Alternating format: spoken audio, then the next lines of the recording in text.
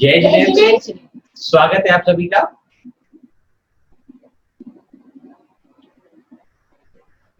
सभी कुशल मंगल होंगे।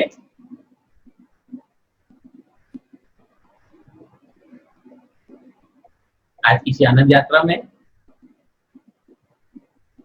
भक्तावर के सूलवे काव्य के माध्यम से प्रभु के गुणों का स्मरण, वर्णन, उनकी उपलब्धियां, उनके बारे में जानेंगे, समझेंगे, अपने आप को। प्रारंभ करते हैं। सबसे पहले औपचारण मंगलाष्टक आगे की बातें।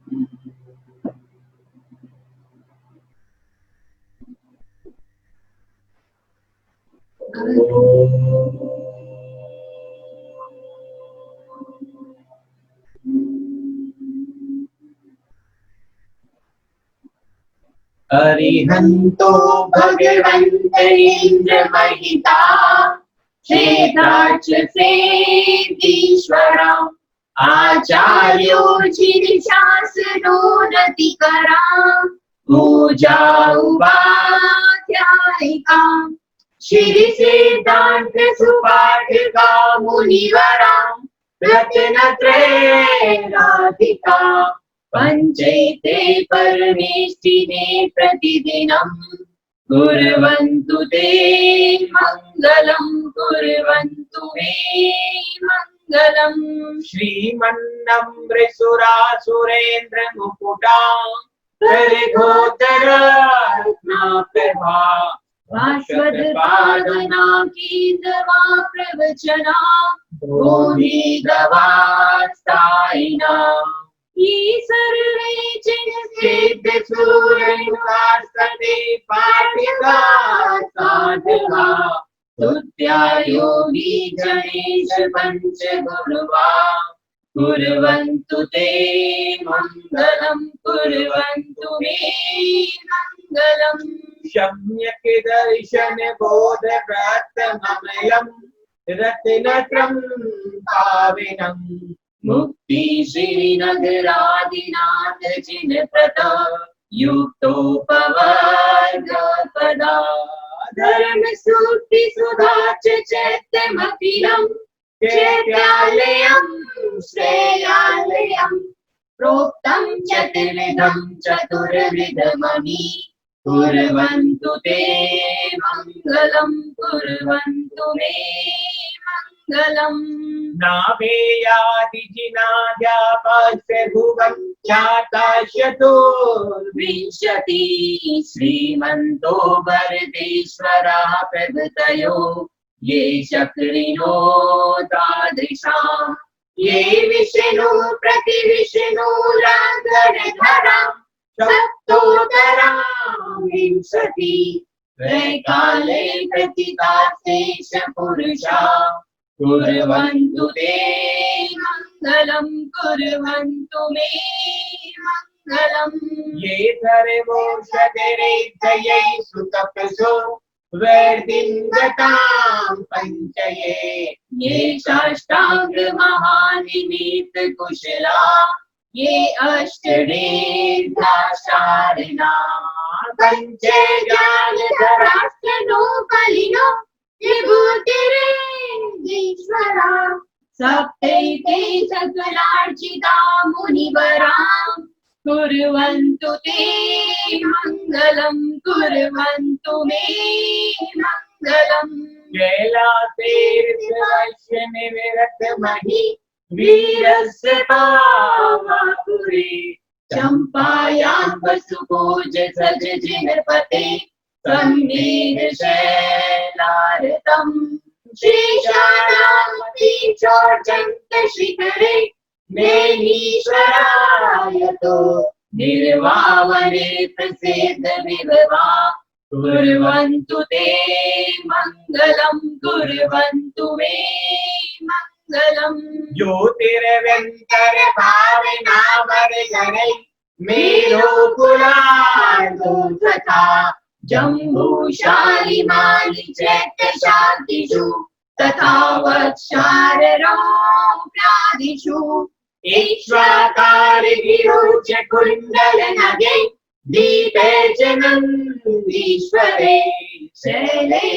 मधुचोत्तरे जिनग्रहा कुर्वन्तु ते मङ्गलं कुर्वन्तु मे मङ्गलम् यो गर्भावतिरोषभो भगवतां जन्माभिषेकोत्सवो यो जातः परिनिष्कमेन विभवो यः केवलजानामत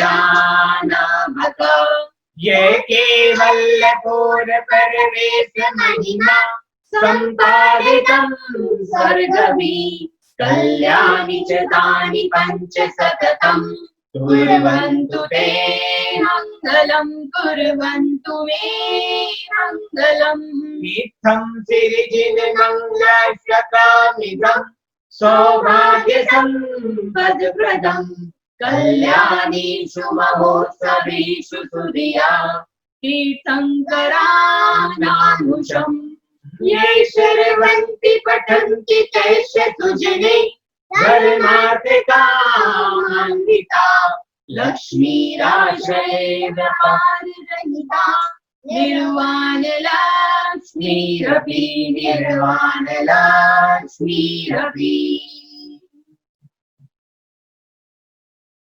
भक्तामरा प्रणति मौनि मने प्रधान उद्योदिकं दलित पितमोहितानं नम्य प्रणम्य जिनका नयुगं युगाद बलं बलं भवजले पततां जनानाम् अल्पश्रुतं श्रुतिवतां परिहासे धाम भक्तिरेव मुखरि गुरुदेव नाम्ना यत्कोकिला केले मधु मधुरं विरोधि सचाम चारु कलिका निखरे खरे तू भूत भीषण जनो करे मारे भूना चांद श्याम पे कथा क्षुत जीविताशा तपाद पंकज रजो प्रसदे कदेहा मर्त्या भवन्ति मकरा रजतुल्य रूपा। जय जिनेन्द्र सभी को थैंक यू। आगे बढ़ते हैं।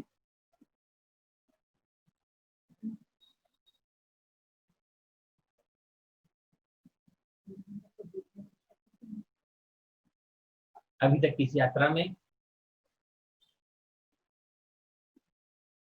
प्रभु के गुणों का वर्णन, स्मरण, उनकी भक्ति, उनका समर्पण जाना, समझा कि कैसे एक मान ऋषिराज उस बंदी गृह में बंद होकर भी बिना कुछ शिकायत किए अपने कर्मों से लड़ रहे हैं, अपने आराध्य की प्रशंसा कर रहे हैं, अपने आराध्य के गुणों को अपने अंदर उतार रहे हैं।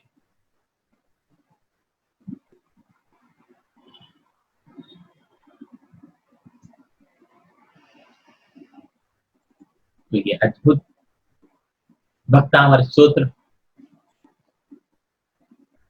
जो जीवन की हर परिस्थिति, हर समस्या, भौतिक हो, आध्यात्मिक हो, सामाजिक हो, सभी का निराकरण काव्यों के माध्यम से, रीति मंत्रों के माध्यम से महायोगी आचार्य मानकुम स्वामी ने बड़ी सहज और सरल भाषा में हमें दिया है।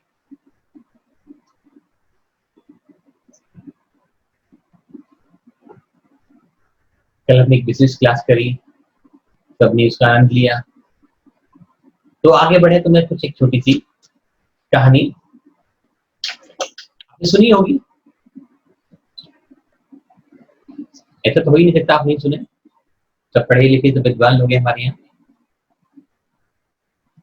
एक राजा के 3 पुत्र थे, तीनों राजकुमार।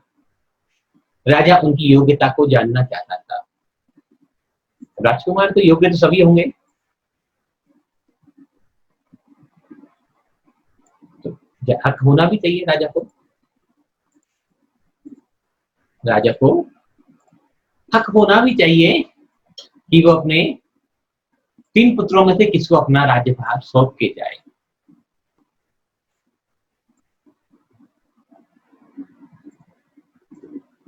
होना चाहिए नहीं होना चाहिए? जब कोई अपनी निधियों को ट्रांसफर करता है, जब कोई राज्य को सत्ता को दूसरे को सौंप के जाता है, तो योग्य पुरुष तो वही है जो योग्य व्यक्ति के हाथों में उस निधि को सौंप के जाए। क्या सही है या गलत है? सही का चुनाव करना चाहिए नहीं करना चाहिए राजा को, सही राजकुमार का? अजय जी, करना चाहिए नहीं करना चाहिए? बस हाथ ही उठा दो, बस काफी है। तो ऐसे ही राजा ने सोचा कि मुझे तीनों राजकुमारों में से कि एक योग्य राजकुमार को मैं सत्ता का शासन सौंप के जाऊं, ऐसे राजकुमार की तलाश मुझे करनी है। ऐसा कहकर वो ने एक दिन तीनों बेटों को बुलाया और कहा, मैं 1-2 वर्ष के लिए तीर्थ यात्रा के लिए जा रहा हूं, तो जब तक आपको इस राज्य की संभाल रखनी है। और तीनों राजकुमार को उन्होंने एक बोरी फूलों के, सुगंधित फूलों के बीज दे दिए कि मैं आकर इनको आपसे वापस ले लूंगा। अब मैं 1 साल में भी आ सकता हूं, मैं 2 साल में भी आ सकता हूं, मैं 3 साल में भी आ सकता हूं, समय बताएगा। लेकिन जब मैं वापस लौट के आऊंगा,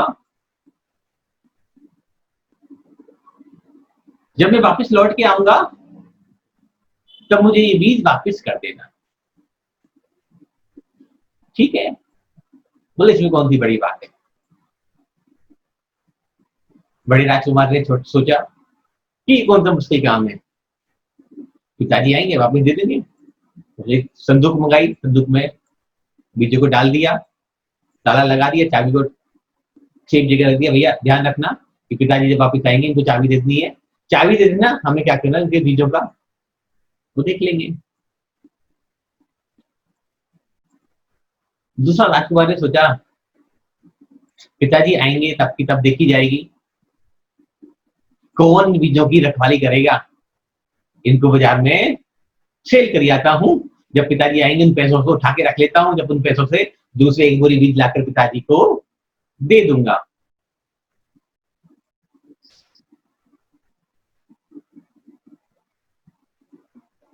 तो दूसरा ऑप्शन ज्यादा अच्छा लगा कि क्या फायदा रखवाली करने से किसी चीज की, बेच दो, कोई कुछ भी आपको दे रहा है।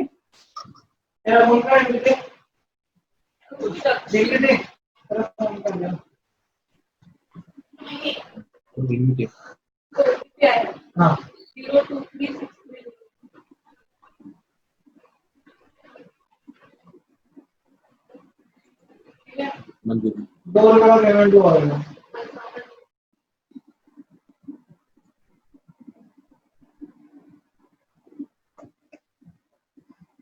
सभी ऐसे करते हैं कि जब आज तो बेच देते हैं बनिया के, तो सही। अगर किसी को भी बनिया दिखाना है, बड़प्पन दिखाना है, तो असली बनिया तो वही होना चाहिए ना कि अभी बेच देते हैं, जब मौका आएगा तो बाजार से खरीद के फिर उसको वापस लौटा देंगे। सही किया बिल्कुल, अंशु जी सही किया, बिल्कुल सही किया उन्होंने। दूसरे वाले राजकुमार ने जो किया वो सही किया।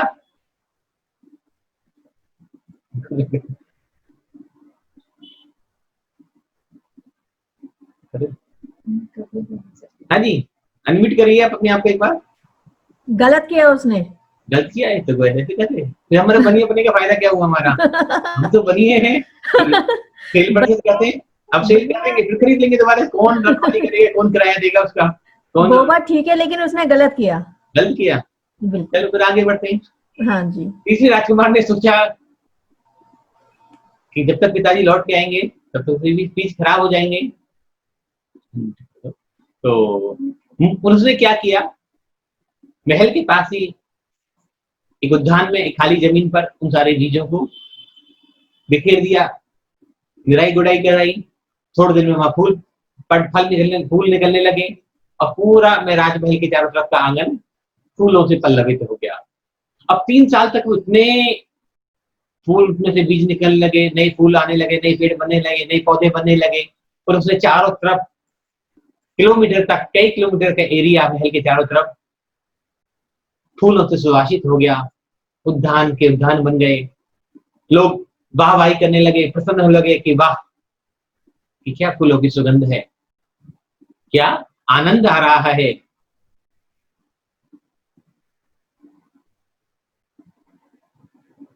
उसकी सोच ये थी कि जब पिताजी लौट के आएंगे तो इस एक बीज के बोरे से हजारों बीज के बोरे इकट्ठे हो जाएंगे, जब तक मैं इतने फूल पैदा कर दूंगा, इतने पेड़ लगाऊंगा इन बीजों से, इनको रिसाइकल करूंगा, दोबारा बार बार लगाऊंगा, बार बार बोऊंगा, इनकी ध्यान रखूंगा।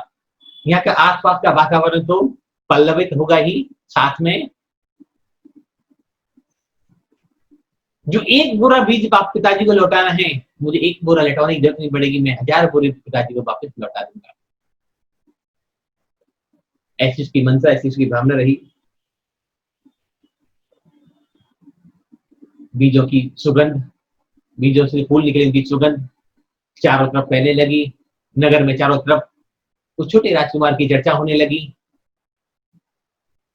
कि एक राजकुमार ने पूरे नगर को फूलों की खुशबू से सुभाषित कर दिया। समय बीत गया। 3 वर्ष बाद राजा अपने नगर में पुनः लौटे। तीनों बेटों से कहा कि अपना जो मैं बीज दिया था कि गोरी, उस बीज को वापिस दो। बड़े बेटे ने कहा बिल्कुल, चलो पिताजी, मैंने तो बिल्कुल संभाल के रख रखे हैं, तिजोरी में रख रखे हैं, मैंने तो संभाल के रख रखे हैं, तिजोरी में रख रखे हैं। चलो संदूक दिखाता हूँ आपको। पिताजी को लेके गया, ताला खोला, संदूक खोली तो वहां तो सिर्फ धूल और राख और बदबू और कीड़े निकल रहे थे, वहां कुछ नहीं बचा था। वहां से धूल, राख और बदबूदार कीड़े निकल रहे थे, क्योंकि बीज वो गल चुके थे, अब उनमें कुछ बाकी नहीं रहा था। पिताजी को ये देखकर, राजा को ये देखकर बड़ी निराशा हुई। दूसरे बेटे से पूछा,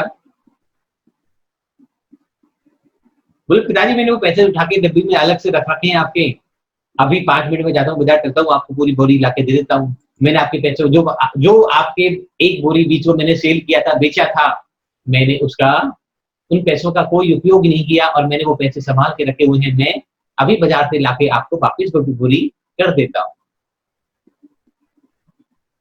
यहाँ भी देरी हो गया। राजा बड़े निराश मन से तीसरे राजकुमार के पास गए। उसने कहा बिल्कुल करिए पिताजी, एक बोरी बीज नहीं, 1000 बोरी बीज की मैं आपको दूंगा। एक बोरी बीज नहीं दूंगा, मैं आपको 1000 बोरी दूंगा। और चलिए महल के पीछे की तरफ। राजा ने वो देखा, वो दृश्य देखा तो गार्डन गार्डन हो गया, रोम रोम खिल उठा। इन बीजों का सदुपयोग तो किसी ने किया है। पहला बेटा हार गया, दूसरा बेटा हार गया, तीसरे बेटे ने जो करना था वो करके दिखा दिया। हम सब भी ऐसे ही हैं। ज्यादातर लोग पहले बड़े बेटे की तरह हैं, जिन्होंने इस जिंदगी के बीज को तिजोरी में बंद करके रखा हुआ है। वो बीज जिंदगी का नहीं है, वो हमारे ज्ञान का हो सकता है, वो हमारे अभिमान का, वो हमारा पैसा हो सकता है, वो हमारा धन दौलत हो सकती है। हमने उसको तिजोरी में बंद करके बड़ी बड़ी अलमीराओं में रखकर, बड़े बड़े लॉकरों में सेव करके रख रखा है। और एक दिन समय ऐसा आता है कि कोरोना जैसा जीव कभी संसार में प्रकट हो जाता है और सबका पैसा सब धरा रह जाता है। कितना ही ज्ञान हो आपके अंदर, जब तक आप दूसरों को दे नहीं सकते, दूसरों को धन्यवाद नहीं दे सकते, दूसरों को ज्ञान के बारे में बता नहीं सकते, तब तक वो सब कुछ उछड़ता रहेगा।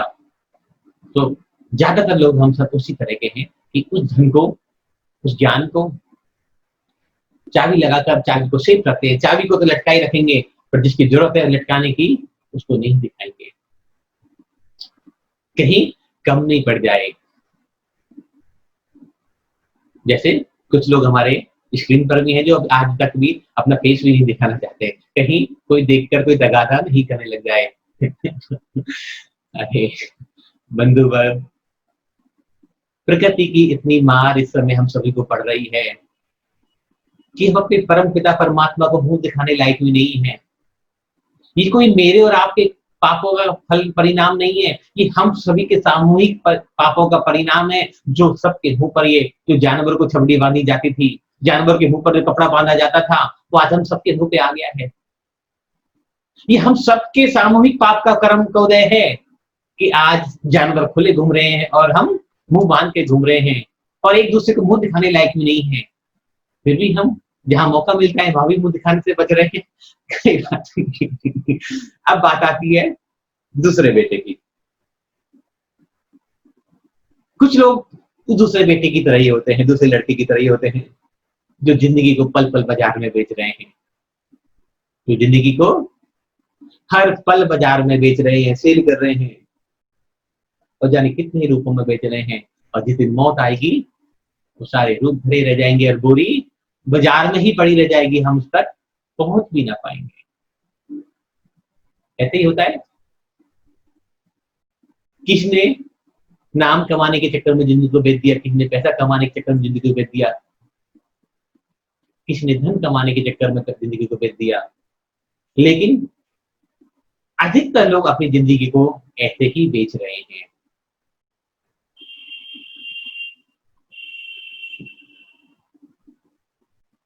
जिंदगी को बेचकर पद, पैसा, प्रतिष्ठा कमा लिया, लेकिन जिंदगी बेच दी, कुछ नहीं मिल पाया।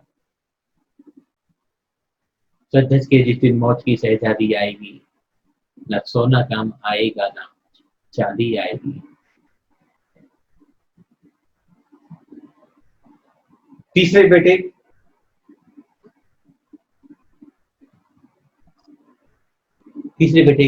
तक पहुंचना तो बहुत मुश्किल काम होता है, जो अपने जीवन को फूलों से सुवासित कर देते हैं, अपने जीवन को ही नहीं महकाते, वो अपने आसपास रहने वाले सभी के जीवन को महका देते हैं। वो जीवन को इतना द्विगुणित कर देते हैं कि मृत्यु किसी भी पल आ जाए कोई गम ना हो, क्योंकि एक बोरी के बदले तो कितनी बोरी पहले इकट्ठी करके रख चुके हैं वो। परमात्मा ने भी हम सभी को बीज देकर भेजा है, जीवन के बीज। कौन से बीज?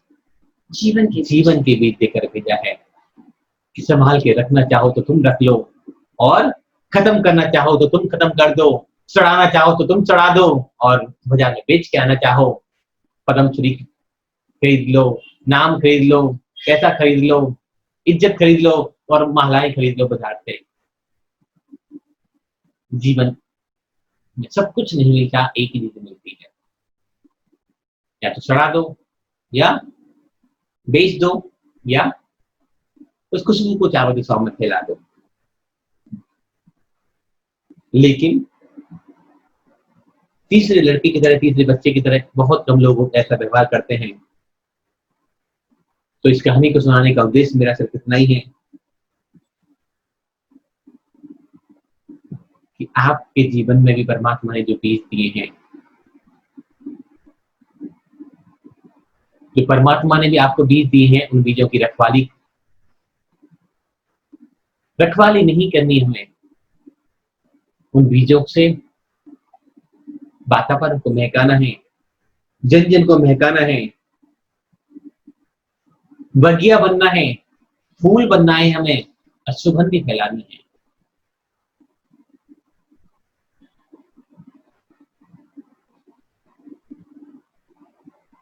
अब आप कहोगे इस कहानी का सुनाने का उद्देश्य क्या रहा है यहाँ?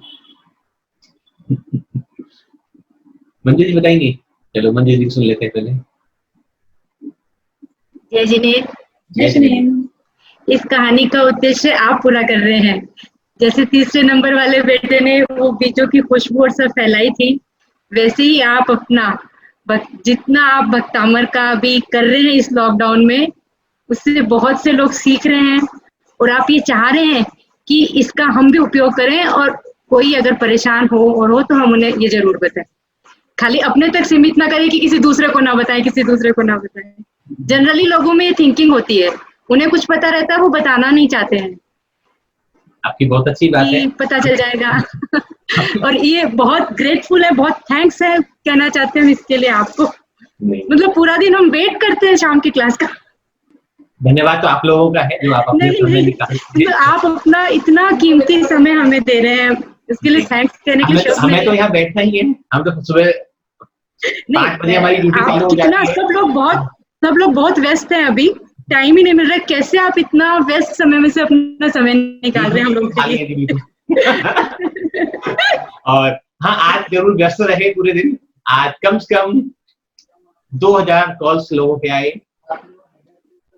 और जो 200-300 लोगों ने जो सुना, उनको भी, आधे से ज्यादा लोगों को तो अभी तक यही नहीं पता चला कि इस कोड का करना क्या था। 2 दिन में अभी तक वही नहीं समझ पाए कि करना क्या था। अब फोन जब वो वीडियो देख के ही नहीं समझ पाए, लाइव ही नहीं समझ पाए, तो फोन जब कैसे समझ लेंगे? मुझे तो ये समझ नहीं आया अभी तक। क्योंकि वो मैंने एक सेठ वाली कहानी आपको सुनाई थी कि सेठ एक बच्चे से पूछता है कि बाबा, बच्चे इधर आ, ये पानी का गिलास कितने का है? ये पानी का गिलास कितने का है? बच्चा हंसता है, मुस्कुरा के आगे बढ़ जाता है। एक सन्यासी, एक फकीर व्यक्ति उससे बाबा पूछते हैं, उससे बाप बेटा, सेठ ने पैसे पूछे तो तूने पैसे बताए क्यों नहीं? तू मुस्कुरा के क्यों आगे बढ़ गया? छोटा बच्चा कहता है कि बाबा, सेठ को पानी पीना नहीं था, सिर्फ रेट पूछना था। जिसको प्यास होती है वो पूछता नहीं है, वो पहले पानी पीता है फिर रेट पूछता है। तो जो लोग सीखना चाहते हैं रियल में, मैं बहुत सारे लोग हैं, किसी का नाम लूंगा किसी का नहीं लूंगा तो शायद सामने वाले को बुरा लगेगा, लेकिन बहुत सारे लोग हैं जो रियल में यहाँ सीखना चाहते हैं। अप्रिशिएट है उनके लिए, साधुवाद है कि ठीक है, मेरी तो ड्यूटी है, मुझे तो करना ही है। मैं एक छोटी सी घटना अपने जीवन की बताता हूँ। आचार्य विद्यासागर जी के बारे में सब भी जानते होंगे कि वो किसी से बात नहीं करते, वो किसी से ज्यादा मेल मिलाप नहीं रखते, वो अपनी में आनंद में, अपनी साधना में मस्त रहते हैं। आनंद है, वो साधना तो छोड़ो के रहते हैं, आनंद में रहते हैं, वो अपने में मस्त रहते हैं। सभी जानते हैं, कहेंगे तो साधना ही है, पर साधना को भी अगर जीवन में आनंद की तरह लिया जाए तो बहुत अच्छी बात है। तो कई साल पुरानी बात है, तो एक बार कुंडलपुर में हम गए थे। वहां उस समय दोपहर के समय कोई भी नहीं था, मतलब मुश्किल से 20-25-50 आदमी पूरे कुंडलपुर में होंगे। तभी वर्किंग डे था, तो हम दर्शन करने गए थे, गर्मी के दिन थे। तो एक बार मौका मिल गया, हम सड़क कर थोड़ा सा डरते गुरुजी के पास तक पहुंच गए। और वो पूछते तो ही नहीं किसी, तुम कहाँ से आए हो, क्या करते हो, क्या नहीं करते, वो तो अपनी किताब में मगन रहते हैं। उनको तो अपनी किताब से मतलब है, कोई कितना बैठा हो नहीं बैठा हो। तो हमने थोड़ा सा बोलना चालू किया, डर कुछ बोले कि बड़े दिनों के बाद ऐसा मौका मिला है कि महाराज जी अकेले हैं, हम कुछ बोले। तो हमने ऐसे बोला, महाराज जी हम ऐसे करते हैं। और हमारी कम्युनिटी जो है, हमारी जो जैन कम्युनिटी है खासकर, वो इस भक्तामर को या इन चीजों को समझना नहीं जाती। दूसरे लोग बहुत जल्दी समझ जाते हैं, सीख लेते हैं और आगे भी बढ़ा देते हैं, लेकिन हमारी कम्युनिटी इसको सीखना नहीं चाहती या विश्वास नहीं करना चाहती। आप सब क्या होगे कि झूठे ही, तो हमारे जैनिक सब ज्यादा विश्वास करते हैं, पर मैं ही कहता हूँ कि हमारी कम्युनिटी को कोई विश्वास नहीं है। आधे लोग तो टाइम पास के लिए बैठे हैं कि इधर की चीज मिलकर इधर फोटो खींचकर उधर ट्रांसफर कर देंगे, उधर की चीज को उधर ट्रांसफर कर देंगे। उनको उससे लेना देना कोई नहीं है, उनको सिर्फ टाइम पास के लिए है। तो हम बोले जा रहे हैं, हम इंतजार कर रहे थे कि महाराज जी भी कुछ बोलेंगे। हमने और थोड़ा प्रेशर बनाना चालू करा, और ज्यादा बातें करना चालू करी, और बताना मुस्कुराते रहे, पढ़ते रहे, तो हल्का सा देखते हैं, आंखों को ऊपर करते और फिर अपनी पढ़ने में मस्त हो जाते। तो क्या होगा,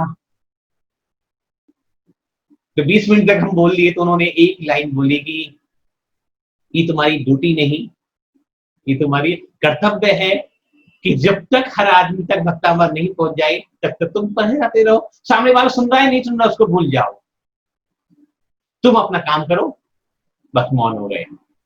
तो हम अपना काम कर रहे हैं, सिर्फ जो गुरु का आशीर्वाद है कि हम अपने कर्तव्य पूरा कर रहे हैं। लोग समझ रहे हैं नहीं समझ रहे, हम इसकी परवाह नहीं करते, लेकिन कभी कभी इच्छा होती है नहीं लोग समझें भी इसको। अगर इस परंपरा को आगे नहीं बढ़ाया जाएगा, चिंता नहीं है, गुरुजी कहते हैं कि तुम चिंता छोड़ दो, कौन बढ़ाएगा, कौन ले जाएगा, कौन क्या करेगा, छोड़ो, तुम अपना काम करो, ईमानदारी से करो, उसमें कोई कभी भी रुकावट नहीं आएगी। और कोई भी एक बंदा ऐसा आएगा जो इस पूरे जहाज को बहुत आगे तक ले जाएगा। तो हम अपना काम कर रहे हैं कि आप सब हमसे आगे पहुंचे, हमसे आगे जाएं, हमसे आगे आपका ज्ञान हो, आपका नाम हो, सम्मान हो, आप दुनिया तक इस बात को पहुंचाएं, हमारा तो प्रयास है। क्योंकि हमें ज्यादातर जो नॉलेज हमने इकट्ठी करी या जो पढ़ा या जो अभ्यास किया वो सेल्फ रीडिंग से ली या मुनि महाराजों के मुख से ली। बाकी कोई ऐसा नहीं मिला टीचर या गाइडर जो बैठकर रोज हमें समझा दे भाई इसका मतलब ये हो सकता है और इसको आगे ऐसे बढ़ाना चाहिए। मुझे लगता है कि इस मामले में आप लोग ज्यादा सौभाग्यशाली हैं, क्योंकि आपको घर बैठे सब कुछ मिल रहा है। यहाँ तो धक्के खाने पड़ते थे, 4 घंटे महाराज जी की लाइन में इंतजार करो कि महाराज जी गेट खोलेंगे, जब बताएंगे 5 मिनट तक कुछ बात बता देंगे, 2 लाइन में इसका अर्थ तो समझा देंगे तो हमारा काम हो जाएगा। यहाँ तो इंतजार करते करके जिंदगी गुजार दी आती। तो फिर भी मैं कहता हूँ आप लोग ज्यादा सौभाग्यशाली हो हमसे कि आपको सब कुछ आज ऑनलाइन, चाहे हमारे माध्यम से या किसी और के माध्यम से, सब कुछ आपको घर बैठे मिल रहा है। लेकिन हमें अगर इसको सड़ाना है तो उस बीजों का कोई उद्देश्य नहीं है। अगर हमें बेचना है तो सब बेच ही रहे हैं।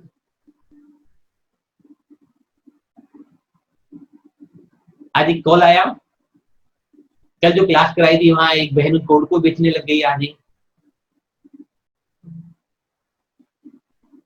शर्म आती है ऐसे लोगों पर, धिक्कार है कि अभी तुम सीखे भी नहीं, तुमने अनुभव भी नहीं लिया और तुम सेल करने लगे।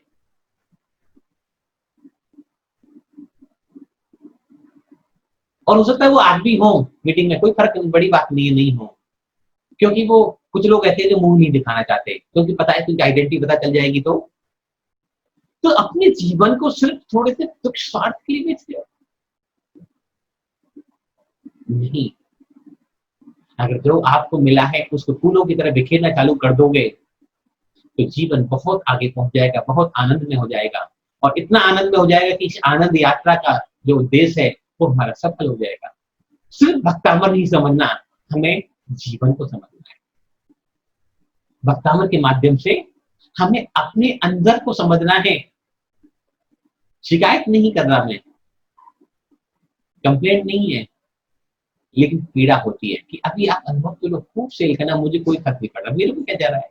लेकिन आप प्रैक्टिकल तो करो, उसका अभ्यास तो लो। मैं एक ही बात आपसे कह रहा हूँ कि जब आप सीख जाओगे, जब आपको इसका खुद का अभ्यास हो जाएगा और खुद के आपके पास इसके अनुभव हो जाएंगे, जब आप कॉन्फिडेंस होकर कहोगे कि हाँ इस चीज से ये होता है, तो सामने वाले को काम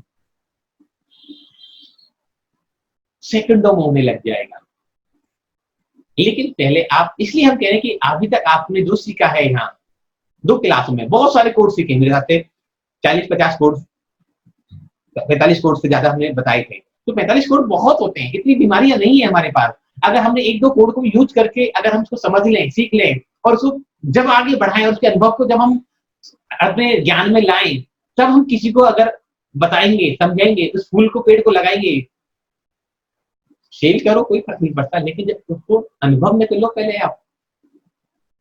सिर्फ इतनी सी रिक्वेस्ट है आपसे कि ऐसा गलत काम ना करें। आप पहले जो भी कोर्स आपको भी दिए हैं, आप सेल मत कीजिए उसको, अच्छा नहीं है। पहले आप अनुभव करिए, उसको अनुभव में लाइए, फिर वो करिए। मुझे कोई, वो भी हमें भी किसी का कॉल आया, किसने आपको सेल किया तो हमें पता चला। हमने ये सेल करने के लिए किसी को भी नहीं दिया है कि आप इनसे पैसा कमाएं। हमारे को बस ये कि हम अपना यूज करें और किसी और की भी हम हेल्प करें, जिसको जो परेशान है, जिसको कोई इस तरह की बड़ी प्रॉब्लम्स है। बहुत सारे रास्ते हैं सेल करने के। मैं भी चाहता तो मैं भी सेल कर देता आपको। और अभी भी अगर मैं 5,000 रुपए, 10,000 रुपए क्लास की भी रख लूं तो भी 100-200 लोग अभी भी आ जाएंगे। इतने कॉल थे मेरे पास। कल 500 550 लोगों के रजिस्ट्रेशन हुए थे, जिसमें 300 लोगों को कंप्यूटर ने निकाल दिया। क्यों निकाल दिया? उन्होंने, आधे लोगों ने, 250 लोगों ने गलत मेल आईडी भरी उसमें। जब गलत मेल आईडी आप भरोगे तो आपको कोड ही नहीं आया, पासवर्ड ही नहीं आया, जो गलत पे गया वो तो बात खत्म हो गई। बेनिफिट क्या हुआ? मैं कह रहा हूँ अगर मुझे 10-20 लाख रुपए कमाने हो तो 1 लाख में मैं आराम से कमा सकता हूँ। लेकिन कुछ लोग, अभी कह रहा हूँ कि 80-85% लोग यहाँ इतने अच्छे हैं कि मुझे उन पर प्राउड फील होता है कि उनके लिए 1 लाख करूं, पर एक मछली पूरे तालाब को गंदा कर देती है। तो ये अच्छा नहीं लगता। आप ध्यान रखें, विवेकवान है, हर किसी से हम कह नहीं सकते। और अगर मैं नाम लेना चाहूं तो लोगों को नाम भी ले सकता हूं, मुझे कोई शर्म भी नहीं है, पर नहीं चाहता मैं। कुछ महिलाएं आज बेवजह गाली गलौज करने के लिए उतारू हो गई कि आपने हमें कल मीटिंग से निकाल दिया, आपने ऐसा कर दिया, वैसे कर दिया, हम 20 दिन से कर रहे हैं। तो मैंने क्यों निकालूंगा किसी को? आप रूल्स रेगुलेशन फॉलो नहीं कर रहे, तो आपकी गलती है। हम तो बार बार अभी भी कह रहे हैं, नेक्स्ट क्लास जब भी होगी, हमने आपको इसलिए कंडीशन दे दी कि हम सिर्फ उन्हीं लोगों को लेंगे जो अपने अनुभव वीडियो के थ्रू शेयर करेंगे। आज भी आए हैं, बहुत सुंदर सुंदर अनुभव आए हैं। नाम तो मैं भूल गया, अभी बता दूंगा। वर्षा जी का है, एक नागपुर से एक परीक्षित है कोई, और एक 2 और हैं, एक अहमदाबाद से। लोगों ने अच्छे बहुत अच्छे दिया अनुभव, और एक अनुभव बहुत सुंदर आया मुझे। मैं कल्पना तो नहीं कर सकता, मैं सच मान सकता कि डायबिटीज के लिए उन्होंने ग्राफ में लिखा 10 बजे 11 बजे क्लास खत्म हुई थी बेसिकली। अब वो किसी बुजुर्ग पर्सन को 11 बजे कोड लिख रही हैं और सुबह तक उनका यूरिन लेवल भी ठीक हो जाए, डायबिटीज ठीक हो जाए, ये बात मुझे बिल्कुल हजम नहीं होती। इसका मतलब वो सिर्फ बटरिंग कर रहे हैं। हमें खुश करना चाह रहे हैं कि इस बहाने से कुछ और मिल जाए। एक ठीक है, कोड बहुत अच्छे हैं, लेकिन 8 घंटे में किसी का शुगर लेवल भी कंट्रोल हो गया, बुजुर्ग पर्सन का, और जो टॉयलेट जो बार बार निकलता रहता तो वो भी बंद हो गया। ये तो महान आश्चर्य है। मैं इतना तो बिलीव भी नहीं करता कि मेरी चीज इतनी पावरफुल होगी। हमें खुद ही डाउट हो गया, हमें खुद डाउट हो गया कि ये पर्सन झूठ बोल रहे हैं। तो ऐसे भी नहीं करें। हमें सच्चाई इतनी है, इतना पावर है इन शब्दों में, मंत्रों में। कुछ भी हो, चाहे भक्तामर हो, चाहे मंत्र हो, चाहे कुछ भी हो, सब में बहुत पावर है। आप सच के सहारे आगे बढ़ो ना, झूठ के सहारे कर तो क्या पड़ रही है? किसको दिखाना है कि कोई लाल किला थोड़ी जीतना है, कोई मैं तुम्हारे नाम पे अपने मकान कर दूंगा, तुम मुझे कुछ दे दोगे? कुछ नहीं करना, हमें सिर्फ सच्चाई के सहारे रहना है। तो ऐसा ही आज का ही काव्य है कि भगवान के गुण जो दीपक की तरह प्रकाशमान होते हैं, दुनिया में ऐसा दीपक और कोई नहीं है। तो हमें उस दीपक की तरह बनना है। पहले श्लोक का पढ़ते हैं, समझते हैं, फिर आगे की बात करेंगे। और फिर भी किसी को कोई तकलीफ हुई हो हमारी बातों से, कई लोगों को आज हमने गुस्सा भी कर दिया, क्योंकि बहुत सारे लोग बहुत बेवजह की फालतू की बातें कर रहे थे। तो हर एक आदमी की एक टॉलरेंस पावर होती है, लिमिट होती है। और कुछ लोग समझने को तैयार ही नहीं। हम बार बार कह रहे हैं कि मत लिखो, कुछ मत लिखो, नेक्स्ट क्लास में ज्वाइन कर लेना। उनको तो अभी चाहिए सब कुछ, ऐसा तो होता है। और ये भी बताओ कैसे कैसे करना है और क्या क्या काम आएगा। तो बल कल क्यों नहीं करा? बोले हम लेट आए थे, हम लेट हो गए थे, कोई बच्चे को दूध पिला रहा था, कोई खाना बना रहा था, कोई कुछ कर रहा था। अब सब चीज का जिम्मेदार मैं तो नहीं हूं। फिर भी दिन में कई लोगों से थोड़ा सा टाइट भी बोलना पड़ता है जब समझना नहीं जाते। और खासकर हम उनमें सभी लोगों में क्या होता है, हमारी माताएं बहनें होती हैं जो बिल्कुल भी समझना नहीं चाहती। उनको जो कहना है बस अपनी बात सत्य है, दूसरे की बात झूठ है। तो ऐसा ना करें व्यवहार। ये क्लास सिर्फ आपके लिए है। अगर लगता है कि नहीं हो रहा तो हम सिर्फ उन्हीं लोगों को लेंगे, हम आम आईडी को बंद कर देंगे। जो हमें पता है कि जो सीखना चाहते हैं, जानना चाहते हैं, हम बाकी सबके लिए मीटिंग लॉक कर देंगे, हमें कोई फर्क नहीं पड़ेगा। तो व्यवहार, एक बहन तो हमें सिखा रही है कि कल तो आप कह रहे थे आप ह्यूमिलिटी के लिए आप काम कर रहे हो, ये कर रहे हो, फिर मुझे भी नहीं बताओगे। मैं कि आपने अटेंड क्यों नहीं करी? कह रही मैं लेट हो गई थी। क्या हो गया? तो आपकी ड्यूटी है बताना। लेकिन मेरी ड्यूटी तो है बताना, मैं तो बता ही रहा हूँ, पर तेरी ड्यूटी नहीं, तो टाइम से बैठ सकती थी मैं क्लास में। 2 क्लास हो गई, जब पिछली बार मेरी स्किप हो गई थी, इस बार मैंने लेट हो गए, मेरे घर में काम थे। तो मुझे ड्यूटी समझा रहे हो, कर्तव्य समझा रहे हो। आप अपने कर्तव्य का पालन करें तो बहुत अच्छी बात होगी। तो दूसरों पे एलिगेशन लगाने से पहले हम अपने अंदर झांकें, तभी एक क्लास आगे बढ़ सकती है, कंटिन्यू रह सकती है। भक्तावर की क्लास एक भी व्यक्ति होगा तो भी चलती रहेगी, इसमें कोई विघ्न नहीं आएगा। कोई नहीं भी होगा तो हम अपने आप ही बोल लेंगे, कोई फर्क नहीं पड़ेगा। हमारे गुरुजी ने एक ही बात सिखाई थी, बहुत पुरानी बात है, 10-12 साल पुरानी की, जब बहुत सारे स्टूडेंट कोई जानता भी नहीं था, स्टूडेंट भी नहीं थे, रेकी सीखने भी कभी कभी 1-2 लोग आते थे, नहीं आते थे, बहुत मतलब एक नई स्टार्टिंग थी, बिगनिंग थी हमारी, तो हम डेट रख देते थे, फिर कई बार रजिस्ट्रेशन नहीं होते थे, तो हमारे टीचर कहते बोले आप कोई बात नहीं, इस रूम के अंदर जितनी सोच बैठी है उनको बढ़ाओ, पर आज आपने अगर डेट रख दी कि आपको 8 बजे क्लास करनी है, आपको 9 से 5 तक की क्लास करनी है, तो आपकी ड्यूटी है, पता नहीं वो नॉन अननोन एनर्जियां कितनी आपके कमरे में एंटर हो चुकी हो, आपके ऑफिस में एंटर हो चुकी हो, आपके क्लासरूम में एंटर हो चुकी हो, आप भूल जाओ कोई पढ़ रहा है नहीं पढ़ रहा, कोई देख रहा है नहीं देख रहा, आपको कर्तव्य है। तो जब भी हम किसी को पढ़ाएंगे, किसी को सिखाएंगे, तो निश्चित ही हमारा आभा मंडल बढ़ेगा, हमारी खुशबू बढ़ेगी, और परमात्मा कृपा से आज कोई दिक्कत है नहीं, सुनने वाले बहुत है, आने वाले बहुत है, लेकिन यहाँ हम किसी को लेना भी ज्यादा खुशी भी नहीं है हमें कोई। अपने 2-3 ग्रुप में मैसेज डालते हैं, बाकी किसी चीज को आना है तो आइए, नहीं आना तो डोंट वरी। तो ध्यान रखें, हमें दीपक की तरह बनना है। आज इस काव्य के बारे में किया है, बहुत सुंदर काव्य है, ध्यान से सुने, और फिर भी किसी को हर्ट हुआ हो तो उत्तम क्षमा, मिच्छामि दुक्कडम। सबसे पहले तो बहुत इंपॉर्टेंट श्लोक है, क्या काम करता है ये? यदि आपका कोई भी शत्रु हो तो उसको शांत कर देता है, मतलब कि आपका कोई जगत में शत्रु होएगा ही नहीं यदि आप इस श्लोक को पठन पाठन करते हैं भक्ति पूर्वक, सबके साथ आपकी मित्रता हो जाएगी। निर्धूम कैसे पढ़ना है इसको, श्लोक को पहले मैं वो आपको बता रही हूं।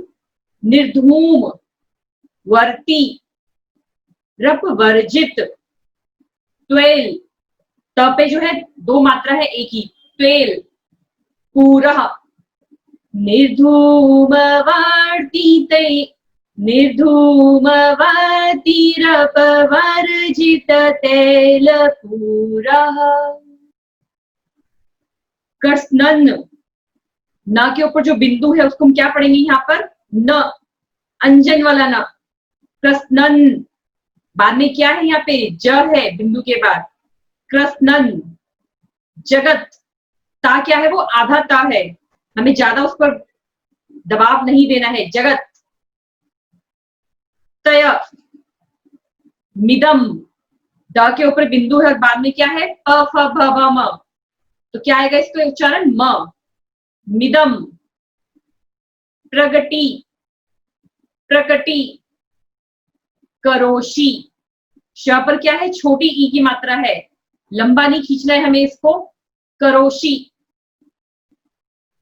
गम्यो, गम्यो, न, जातु, जातु, मरुतान, ता के ऊपर बिंदु है और न है, क्या पढ़ेंगे इसको हम? आंचल वाला, च है, च, बिंदु के बाद क्या है यहाँ पर?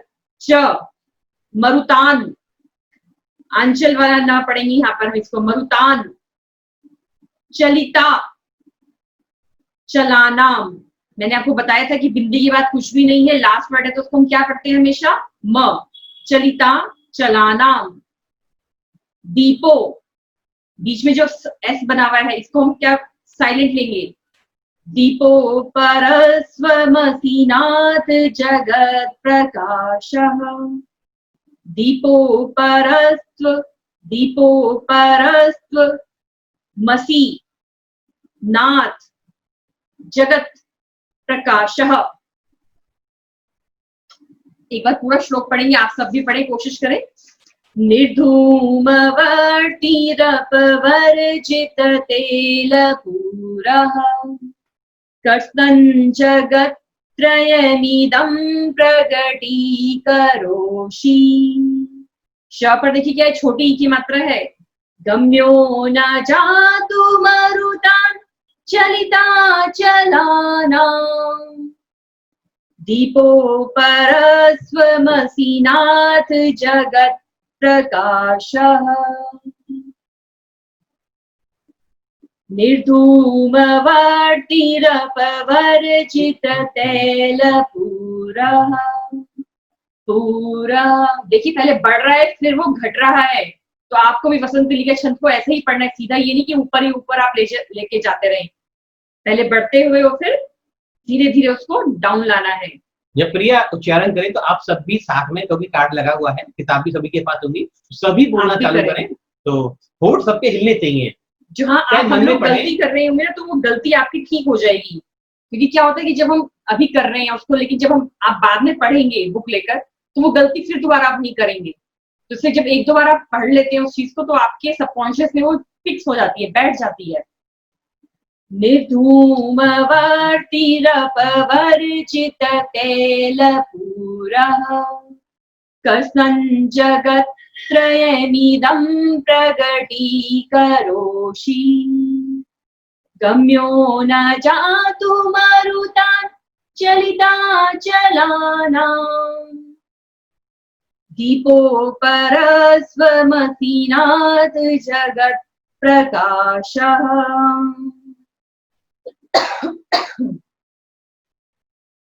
जब भी आप बोले तो गले से उच्चारण होना चाहिए, हर एक जो वर्ड्स हम बोल रहे हैं पूरे फेस की मांसपेशियों में, आपके गले में कंपन होना चाहिए।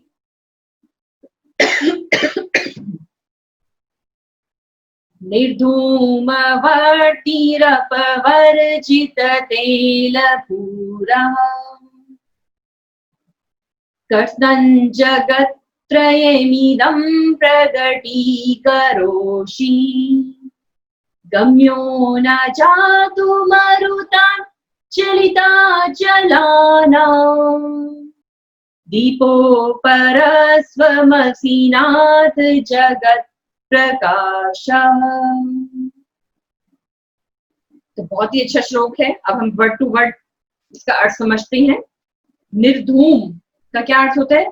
धुआं रहित, वर्ती बत्ती, दीपक दीप, अपवर्जित शून्य रहित, तेल पूरा तेल की पूर्णता से, कृष्णन्म समस्त, जगतयम तीन जगत को, इदम मीन्स यह, प्रगति करोषि प्रकाशित करते हो, गम्य जाने योग्य, जानने में समर्थ, न नहीं, जातु कभी, मरुतान वायु को, चलिता चलाना पहाड़ों को हिलाने वाली, दीपः दीपक, अपरः अपूर्व, त्वम तुम, असि हो, नाथ स्वामी, जगत प्रकाशः जगत में उजाला करने वाले। हे स्वामिन, हे नाथ, आप कैसे हैं? कैसे हैं आप? आप तो बिना धुएं के हैं, बिना बाती के हैं और बिना तेल के हैं, और वो भी तेल क्या लबालब भरे हुए नहीं है तेल से, तब भी आप तीनों जगत को आप प्रकाशित करने वाले हो। जो दीपक होता है वो तो वायु के चलने से बुझ सकता है, बुझ जाता है, लेकिन आप ऐसे दीपक हैं जो कभी बुझते भी नहीं हैं। अर्थात मानतुन स्वामी ने यहाँ पर दीपक के साथ उपमा तो की ही है, लेकिन उसमें कई विशेषण भी लगाए हैं कि जो दीपक होता है उसके लिए क्या क्या चाहिए हमें जलाने के लिए। वो तो बाती से जलता है, बाती भी चाहिए, तेल भी चाहिए। क्या हम बिना बाती के और बिना तेल के प्रकाश कर सकते हैं? नहीं, बिना बाती के बिना तेल के प्रकाश नहीं हो सकता। इसी प्रकार से आप जो दीप हैं वो पूरे लोक को प्रकाशित कर रहे हैं, तीनों लोकों को प्रकाशित कर रहे हैं, क्योंकि आप में तो ना तो तेल है, ना ही बाती है और ना ही किसी प्रकार का धुआं है। क्यों? जब एक बाती जलती है तो वो धुआं भी तो करती है। क्या मतलब कि हे भगवान, आप तो ऐसे दीप हैं जो समस्त संसार को प्रकाशित करने वाले हैं, और अन्य दीपकों की बाती और जो अन्य दीपक होते हैं उनकी बत्ती से तो धुआं निकलता है, पर आपकी तो जो बाती है उसमें से तो धुआं भी नहीं निकलता और तेल भी नहीं है। ये तेल, धुआं और ये बाती जो है 3 विशेषण हैं जो हमें याद रखने हैं। धुआं क्या है? क्या है धुआं? ये सब हमारे कर्म हैं जो जलते हैं जब धुआं उठता है। हे भगवान, बाती के बिना, किसी भी प्रकार के निमित्त के बिना सभी प्रकार से आप तीनों लोकों को प्रकाशमान कर रहे हैं। तेल कैसा होता है? चिकना होता है। और जो हमारे राग हैं, जो हमारे द्वेष हैं, वो भी सब क्या हैं? तेल जैसे ही तो है, चिकने ही तो है। हमारा जो मान है वो सब क्या है? तेल ही तो है। तो बाती के निमित्त से कर्मों का धुआं सा उठता है और वह पूरे जगत को क्या कर देता है? काला काला कर देता है। और जब जरा हम सब ये चिंतन करें कि जो दीपक का भोजन क्या है? दीपक का, आपको लगता है कि दीपक का भोजन है? बाती का भोजन क्या है? आप में से कोई बताएगा कि दीपक का क्या भोजन है? बाती का क्या भोजन है? कौन बताएगा?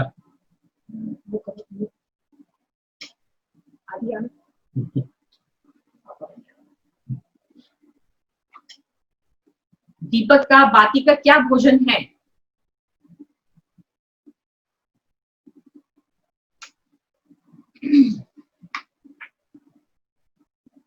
बहुत सुंदर जवाब मिल गया। वैसे बाकी का भोजन है तेल और घी। Very good. क्या है भोजन बाती का? आप कहेंगे कि तेल। दीपक तेल भी खाता है और दीपक जो है वो अंधेरा भी तो खाता है। जहां पर भी हम दीपक जलाते हैं वहां पर क्या हो जाता है? रोशनी हो जाती है।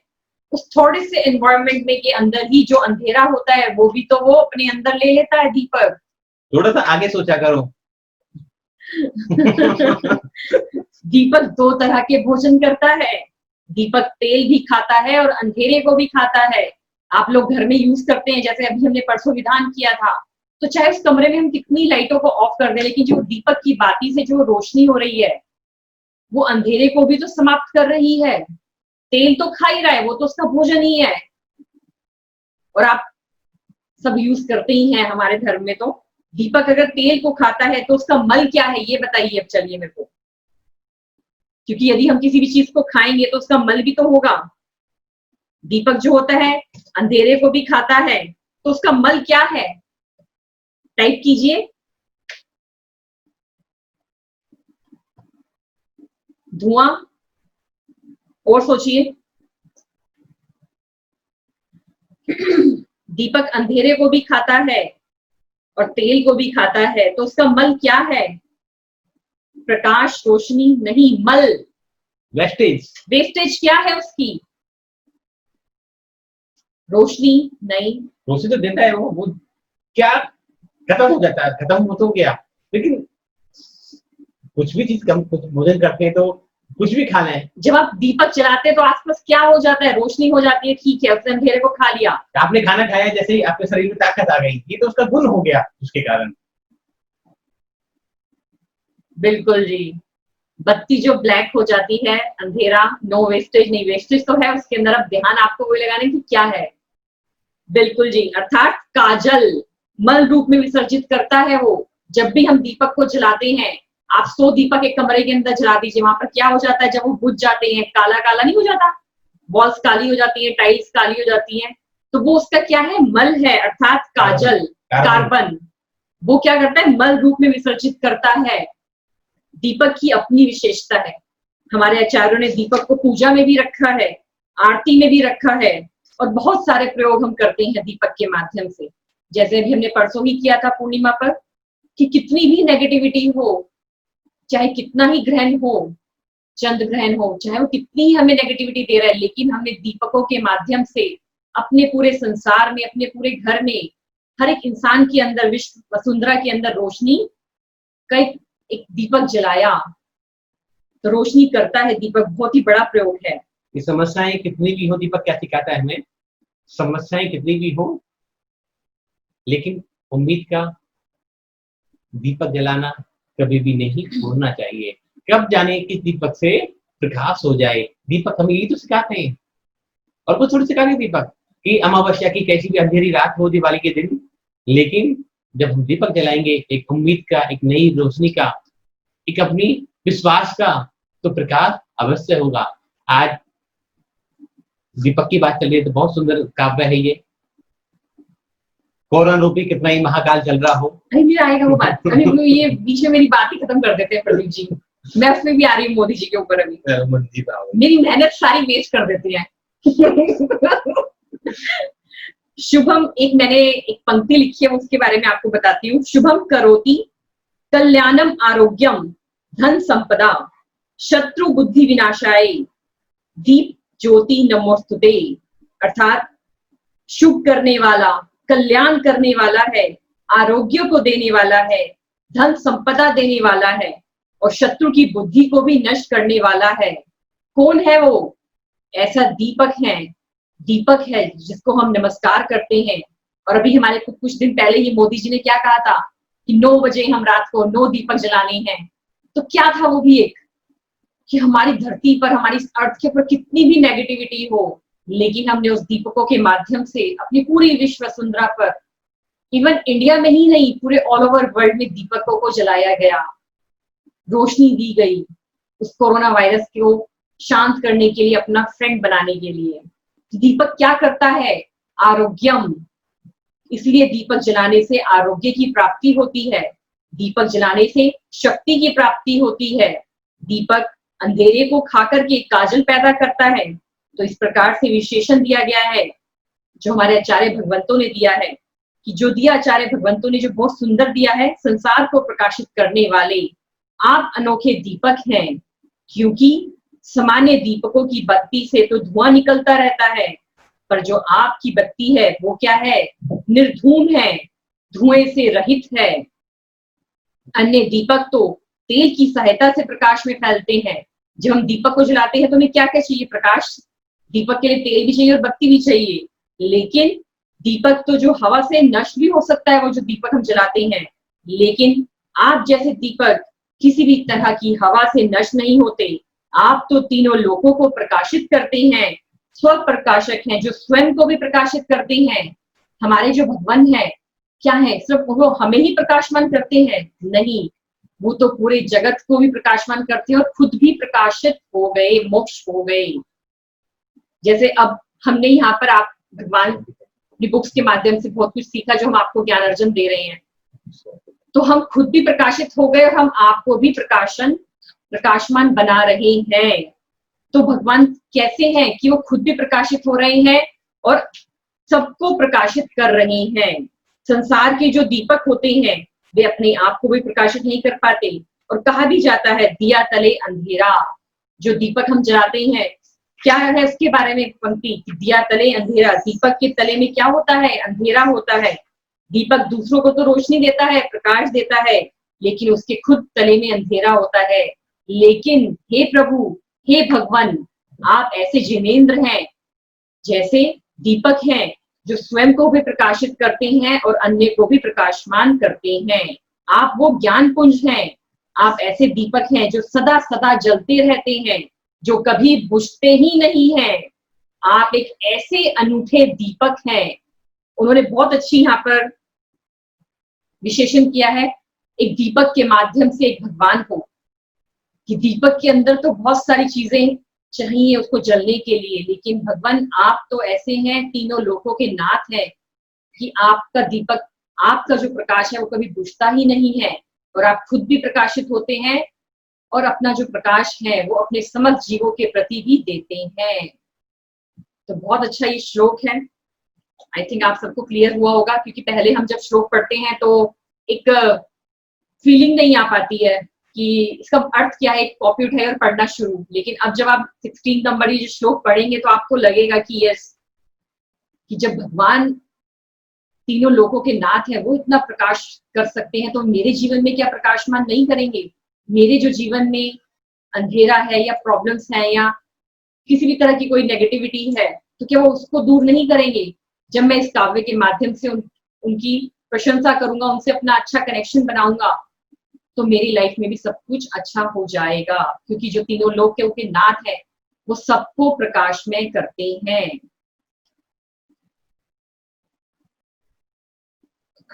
एक बार और ये श्लोक पढ़ते हैं। श्लोक रिद्धिमत तीनों पढ़ते हैं। निर्धूमवर्तिरपवर्जित तेलपूरः कस्नन् जगत्त्रयमिदं प्रगटीकरोषि गम्यो न जातु मरुतान् चलिताचलानाम् दीपोपरस्वमसिनाथ जगत् प्रकाशः। रिद्धिजा ओम ह्रीं अरं नमो चौदस्पुविनं श्रों श्रों नमः स्वाहा। मंत्रजा ओम नमः सुमंगला सुसीमा नामदेवी सर्वसमिताट वर्ष श्रृंखला कुरु कुरु स्वाहा। बहुत सुंदर। तो यहाँ दीपक की उपमा भगवान से की गई है। दोनों में भेद बताया, वो आपको क्लियर कर दिया कि दीपक का तो प्रकाश बुझ सकता है, दीपक की लौ बुझ सकती है, दीपक में तेल डालना पड़ेगा, बत्ती डालनी पड़ेगी। लेकिन एक बात और, एक दीपक कितना उजाला कर सकता है? सिर्फ एक लिमिट में ही कर सकता है। मैक्सिमम कितना कर सकता है? मैक्सिमम कितना उजाला कर सकता है कोई भी दीपक? 100 मीटर, 200 मीटर, 500 मीटर, 1 किलोमीटर। बड़े से बड़ा दीपक, बड़ी बड़ी अग्नि जला दी जाए तो 2-4-5 किलोमीटर, इससे ज्यादा तो उजाला नहीं कर पाएगा। वो भी खुले मैदान में हो, आसपास कोई रुकावटें नहीं आए तो इतना प्रकाश वो कर सकता है। लेकिन यहाँ कहते हैं कि प्रभु आप तो ऐसे अपूर्व दीपक हो कि जो बिना तेल बिना बत्ती के जल रहे हो और तीनों लोगों को प्रकाशमान कर रहे हो। लेकिन मुझे क्या फायदा इसका? अपना फायदा ढूंढना चाहिए ना, हम बनी हैं, हमें क्या फायदा इसका? इस बात का कौन बताएगा इसके फायदे? हमें क्या फायदा होगा कि भगवान तीनों लोगों को प्रकाशित करने वाले हैं, हम ऐसी उनकी गुरुओं की प्रशंसा कर रहे हैं। अभी तक जो आपने समझा प्रिया के माध्यम से, तो हमें क्या बेनिफिट है इसका? आशुच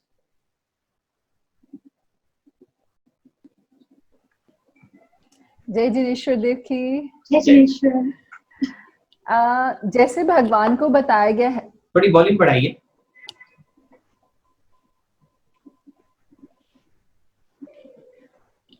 जय जिनेश्वर, आ रही है आवाज आ रही है? जैसे भगवान को बताया गया है कि भगवान जो है उनका जब दीपक वो पूरी जगत में रोशनी कर देते हैं, इसी प्रकार वो हमारे जीवन में भी वैसे ही रोशनी कर देंगे।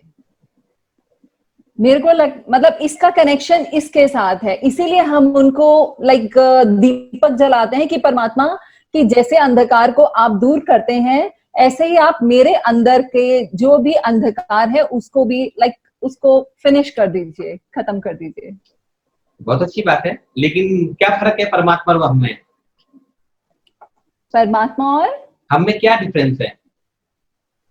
परमात्मा और हम में यही डिफरेंस है कि भगवान जो है हम अभी भी अपने गृहस्थ में फंसे हुए हैं और भगवान जो है इससे सबसे ऊपर उठ चुके हैं। ये फर्क है। बेसिकली तो हमारे अभी घातिया और अघातिया सारे कर्म हमारे साथ चल रहे हैं और वो उन कर्मों से मुक्त हो चुके हैं, ये फर्क है। लेकिन ये तो कर्मों का फर्क है।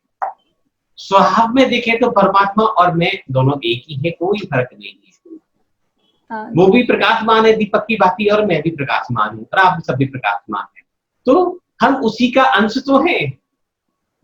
थोड़े से बिछड़े हुए हैं बस, और कुछ भी नहीं है कि हमें बस उस रास्ते पे चलना है, उस रास्ते पे बढ़ना है। तो ये हमारी भूल होगी, हम कहेंगे परमात्मा में और मुझ में कोई फर्क है। कोई भी फर्क नहीं है। जितने गुण परमात्मा के अंदर है उतने गुण मेरी आत्मा के अंदर भी है, आप सबकी आत्मा के अंदर भी है। अच्छा, फर्क इतना सा है कि हमने उन गुणों को प्रगटाया नहीं है, उन्होंने उन गुणों को प्रकट कर लिया।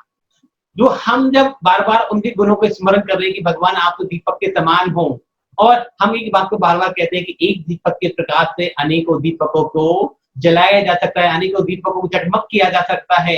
कि परमात्मा की तुम्हारी जब दिव्य ज्योति तुम्हारे अंदर जो प्रकाशमान है, उस दीपक से जब मैं अपना संबंध बनाऊंगा, मैं तुझसे जुड़ना चाहूंगा और अपना थोड़ा सा मोह भी छुआ दूंगा, तो मेरे अंदर भी वो केवल की ज्योति, वो ज्ञान की ज्योति प्रकट हो जाएगी और मैं भी तुम जैसा हो जाऊंगा।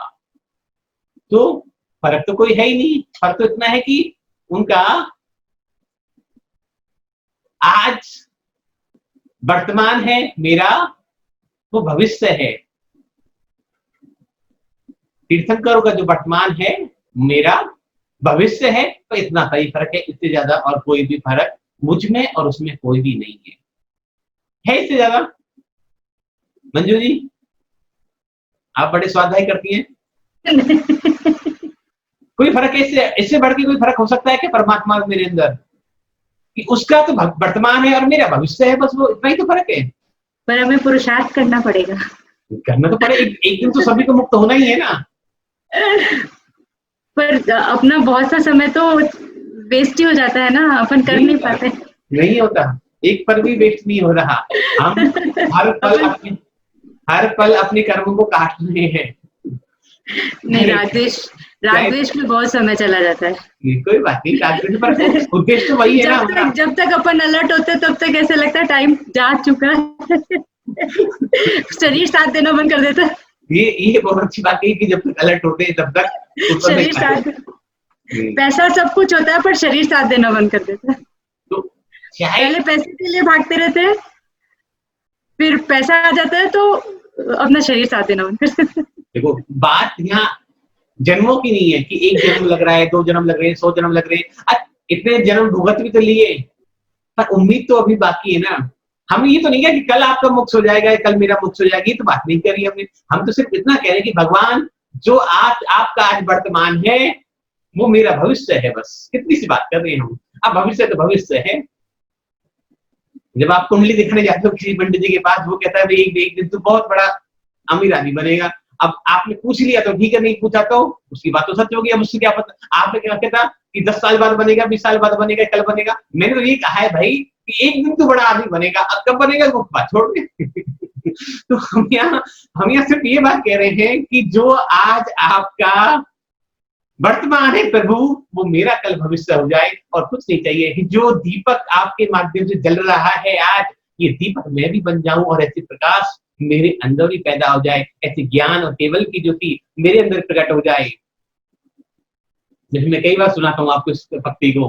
मुनि क्षमा सागर जी की कविता है, छोटी सी, पूरी कविता मैंने याद नहीं है, भूल जाता हूँ मैं, क्योंकि मैं 6 नंबर का नहीं पढ़ता। कि अरिहंत बनना है मुझे, सिद्ध बनना है मुझे, हे वीर तेरी वंदना का छंद बनना है मुझे। जरूरी नहीं है कि मैं अरिहंत बन पाऊं, मैं सिद्ध पद पे बैठ पाऊं। अगर उसके माध्यम से मैं याद भी कर लिया जाऊं तो मेरा जीवन सफल हो जाएगा। आज हम मानतुम स्वामी को क्यों याद कर रहे हैं, बार बार क्यों स्मरण में ला रहे हैं? क्योंकि उन्होंने उनके गुणों की व्याख्या करी है, वो हमें उससे मिलवा रहे हैं और इतने सरल तरीके से मिलवा रहे हैं। कभी तो चंद्रमा से की तरह उपाधि देकर मिलवा देते हैं, कभी शेर और हिरण को लाके मिलवा देते हैं, कभी पानी को लाके मिलवा देते हैं, कभी कोयल और आम के पेड़ को लाके मिलवा देते हैं। आज नई कहानी ले आए कि तुम तो दीपक की तरह ही हो। अरे गुण बताने तो एक साथ ही बता दो ना, लेकिन नहीं, जब तक संसार की अवस्था को नहीं दिखाते, वर्णन दोनों बातें कर रहे हैं कि आप श्रेष्ठ हो, ये बात तो कंफर्म हो गई, उसमें कोई बात ही नहीं है। लेकिन उन्होंने दीपक भी कहा, तो कौन सा दीपक की पहले तो कमियां बता दी, दीपक की कमियां क्या है। वो प्रकाशित तो हो सकता है। बेसिकली दीपक में तो मैंने लिखा है 4 चीजें कि दीपक को प्रज्वलित करने के लिए पहला जो प्रयास की बात करी कि बत्ती चाहिए, दूसरा तेल चाहिए, तीसरा दीपक से धुआं निकलता है, और चौथा दीपक का जो प्रकाश होता है जो एक सीमित स्थान तक हो सकता है। उन्होंने कहा कि चारों बातें भगवान आप में तो है ही नहीं, कि आपका जो दीपक जल रहा है, आपको जो केवल की ज्योति जल रही है, वो बिना दीपक के, बिना बत्ती के, बिना तेल के जल रही है। और प्रकाशित करने की जब बात आती है तो ये तीनों लोगों को प्रकाशित कर देती है।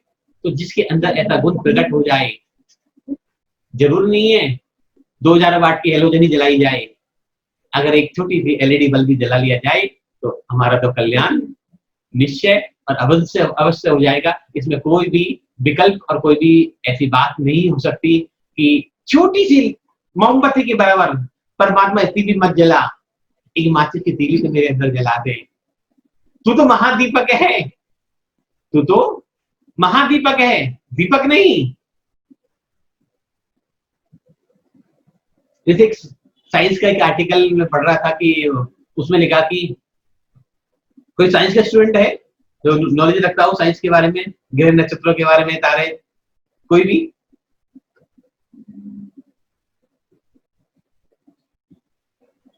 नहीं पढ़ा? विज्ञान को नहीं पढ़ते आप कोई भी? हाँ जी, डॉक्टर साहब बताएंगे हमारे लखनऊ वाले, संजीव जी। इससे ऐसे लोग हैं तो हमें जरूरत ही क्या है कुछ भी अपने मुंह से बताने की। नमस्कार जी। नमस्कार। जय जिनेंद्र। हाँ जय जी। श्री जी। जय कृष्ण। तो मैंने एक आर्टिकल पढ़ रहा था, सच है गलत है मुझे नहीं पता, लेकिन कि हम साइंस कहती है कि अभी तक हमारे यहाँ 50 अरब सूरजों की काउंटिंग हो चुकी है। क्या ये सत्य है सर? 50 फिर से, कैन यू रिपीट? 50 अरब 50 अरब सूरज हमारे इस पूरे यूनिवर्स में हैं, काउंट हो चुके हैं। वो कहते हैं कि ये हमारा सूरज तो बहुत छोटा सा तारा है, इससे भी 1-1 लाख गुने बड़े सूरज इस यूनिवर्स में, ब्रह्मांड में है, और इससे आगे कितने होंगे साइंस कहते हैं कि हमारी रीच नहीं है वहां तक। हाँ, तो ये फैक्ट है, साइंस की रीच नहीं है। There are so many matters जहाँ पे साइंस की रीच नहीं है। तो अभी तक काउंट कर डेफिनेटली साइंटिस्ट है? नहीं, आई डोंट थिंक सो कि counting is possible, but definitely वो कहते हैं तो कुछ बेस होगा उस बात का, but counting is not possible. तो दूसरी बात तो ये तो कंफर्म है कि हमारे सूरज से बड़े, बहुत बड़े बड़े सूरज भी इस यूनिवर्स में हैं। बिल्कुल बिल्कुल है ना। तो वो क्या, तो इसमें सिर्फ उसी सूरज की बात करी गई है कि आप तो एक ऐसे दीपक हो जो एक छोटे से एरिया को प्रकाशित नहीं करेंगे। ये नहीं कि आपका जो तारामंडल का जो समूह है उसको प्रकाशित करेंगे। बेसिकली जैन दर्शन जो बात करता है वो बात करता है बहुत विस्तार की बात करता है, और जैन दर्शन हो, हिंदू दर्शन हो, दोनों दर्शनों में बहुत बड़ी बड़ी बातें और बहुत सारा ज्ञान और रहस्य भरा पड़ा है जो आज भी हमारी विज्ञान शायद वहां तक नहीं पहुंच पाए। तो जी उन्होंने लाखों साल पहले जब भगवान का मोक्ष या तब ये बातें कही कि इस लोक से बाहर, जैसे जैन दर्शन कहता है कि विदेश क्षेत्र है, कि हम यहाँ अगर मुक्ति नहीं पा सकते तो दूसरे क्षेत्रों में जन्म आराम से ले सकते हैं। तो जब दूसरे क्षेत्रों में जन्म ले सकते हैं तो इसका मतलब कहीं ना कहीं वहां जीवन होगा, तभी हम जाके मुक्ति पा सकते हैं या कल्याण कर सकते हैं। जैसे एक 1980 का एक आर्टिकल पढ़ रहा था, 1918 में भारत और तिब्बत की सीमा पे कुछ खुदाई में कुछ पत्थर के रिकॉर्ड्स निकले, और वो कहते हैं 718 टोटल रिकॉर्ड्स निकाले गए, और वो रिकॉर्ड्स ऐसे हैं जैसे वो ग्रामोफोन पे पहले रिकॉर्ड्स बजाए जाते थे पूरे गोल पत्थर पे, लेकिन बने हुए पत्थर पर रहे हो। अब 1-2 होते तो शायद वो संजोग हो सकता है, लेकिन 718 पीस और किसी ने एक बॉक्स में बनाकर सेव करके रख रखे हैं, इसका मतलब जमीन के अंदर सेव करके रखे हैं, तो मतलब कोई ना कोई रहस्य तो हमारे पुराने लोगों ने वो छुपा रखा होगा। तो दूसरा उसमें बात, जो इम्पोर्टेंट बात ये थी कि जब इनकी धुलाई करी गई, सफाई करी गई, तो जब उन पर लाइट डालते हैं उन रिकॉर्ड्स पर, तो लाइट ऐसे ही रिफ्लेक्ट होती है जैसे आप सीडी पर या डीवीडी के ऊपर लाइट देते हैं तो लाइट रिफ्लेक्ट हो जाती है, स्क्रीन में फट जाती है। तो शायद हमारा साइंस बहुत उन्नत रहा होगा उस समय, क्योंकि हम जो पत्थर पर रिकॉर्ड कर पाए, जो आज हम प्लास्टिक की सीढ़ियों में, कांच की सीढ़ियों में या पेन ड्राइव में रिकॉर्ड करते हैं, तो हमारे जो एंसेस्टर रहे या पूर्वज रहे या हमारे जो विद्वान रहे, पुराने साइंटिस्ट रहे, वो भी एक विज्ञानी रहा होगा। हम वहां तक अभी हम पहुंच नहीं पाए। तो इस भक्तामृत में 19 शब्दों को, विशालता को एक छोटा रूप में कहा कि दीपक की बात मत करो आप, कि भगवान जो दीपक के जैसे हैं, सूरज के जैसे हैं, चंद्रमा, जैसे पीछे के 2 श्लोकों में चंद्रमा और सूरज से उपमा की गई। कोई चंद्रमा तो क्या है, रात में दिखता है, वो भी पूर्णमासी को पूरा दिखता है, रोज कम ज्यादा होता रहता है, तो उसकी तो उपमा क्या करी जाए। उसमें भी कभी कभी ग्रहण भी लग जाता है, उसमें भी दिन में वो दिखता ही नहीं है, तो चंद्रमा तो दिखता ही कितना है। सूर्य की बात करिए, बोले सूर्य कितना ही प्रकाशमान है, कितना ही शक्तिशाली है हमारी वस्तु के लिए, लेकिन एक दिन ग्रहण तो उसके ऊपर भी आ जाता है, और रात में तो वो भी छुप जाता है, हमें दृश्य नहीं होता, छुपता नहीं है, दूसरे देश चला जाता है, लेकिन हमें दृश्य बंद हो जाता है। लेकिन जो आपके गुणों का स्मरण कर लेता है, जो आपके गुणों को धा लेता है, वो हमेशा प्रकाशित रहता है। ऐसी उपमा भगवान ऋषभदेव प्रभु की इस काव्य में कही गई कि आप ऐसे अलौकिक दीपक हो जिसका दुनिया में कोई तोड़ नहीं है, जिसका कोई बुझा नहीं सकता, जिसको कोई मिटा नहीं सकता, जो कि जिसने अपने आप को प्रकाशित, क्योंकि उन्होंने दूसरे साधनों से अपने आप को प्रकाशित नहीं किया, उन्होंने आत्मबल के द्वारा आत्म ज्योति को प्रकाशित किया है। और जो आत्म ज्योति को प्रकाशित कर लेता है वो अरिहंत हो जाते हैं। अरिहंत उनको कहते हैं जिसने अपने समस्त शत्रुओं को जीत लिया हो, जिसका दुनिया में अब कोई भी शत्रु ना हो, उसको ही अरिहंत कहते हैं। इसलिए इस काव्य में कहा गया कि जो इस काव्य को पढ़ता है दुनिया में उसका कोई भी, यानी सबसे पहले ही समझ बोल दिया था कि उसका दुनिया में कोई भी शत्रु नहीं रह सकता, क्योंकि जो ज्ञान की ज्योति से प्रकाशित हो जाएगा, जो ज्ञान जिसके अंदर जाग जाएगा, सही गलत का विवेक जिसके अंदर पैदा हो जाएगा, तो शत्रुता की भांति कहां रह जाएगी। जी जी। अभी रिसेंटली केस आया मेरे पास, वो हो सकता है सुन रहे हो तो नाम नहीं ले किसी का, नाम नहीं लेते। हाँ, उनकी वाइफ आती बोले ये बहुत धार्मिक है, बहुत सब कुछ करते हैं, इनके केंद्र पे हो गए कि परिवार वाले लोग तो ऐसे करते हैं, सुबह 5 बजे उठ के मंदिर चले जाते हैं, पूजा अभिषेक करके आते हैं, ये करते हैं, तो कुछ ना कुछ तो होगा। नहीं जी, आप ही बताओ, देख के बताओ कुंडली में ऐसे करते हैं, क्योंकि हमारे पास ऐसा कोई बताने का कुछ सिस्टम तो है नहीं। आप भगवान का नाम लो, बाकी जो दशाएं हैं वो हम आपको बता सकते हैं। हमने भी लगभग 10,000 कैंसर के पेशेंट पे अपना रिसर्च करी और उसका एक कोर्स बनाए कि भाई कौन सा किसको हो सकता है एस्ट्रोलॉजिकल या किसको नहीं हो सकता।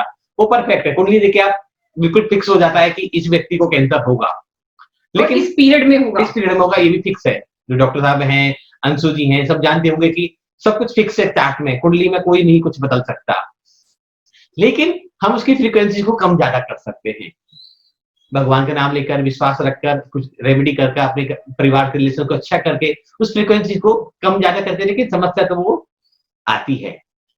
तो मैं उनकी बात कर रहा था, तो जिस 4-5 दिन उनकी हीलिंग करते रहे तो कोई नहीं आता था घर में। 1-2 बार घर भी गए तो कोई देखने वाला नहीं, हस्बैंड वाइफ अकेले पड़े हैं। क्योंकि आपके बच्चे कहाँ हैं? बोले वो दूसरे घर में रहते हैं। आपके भाई बहन कोई तो होगा?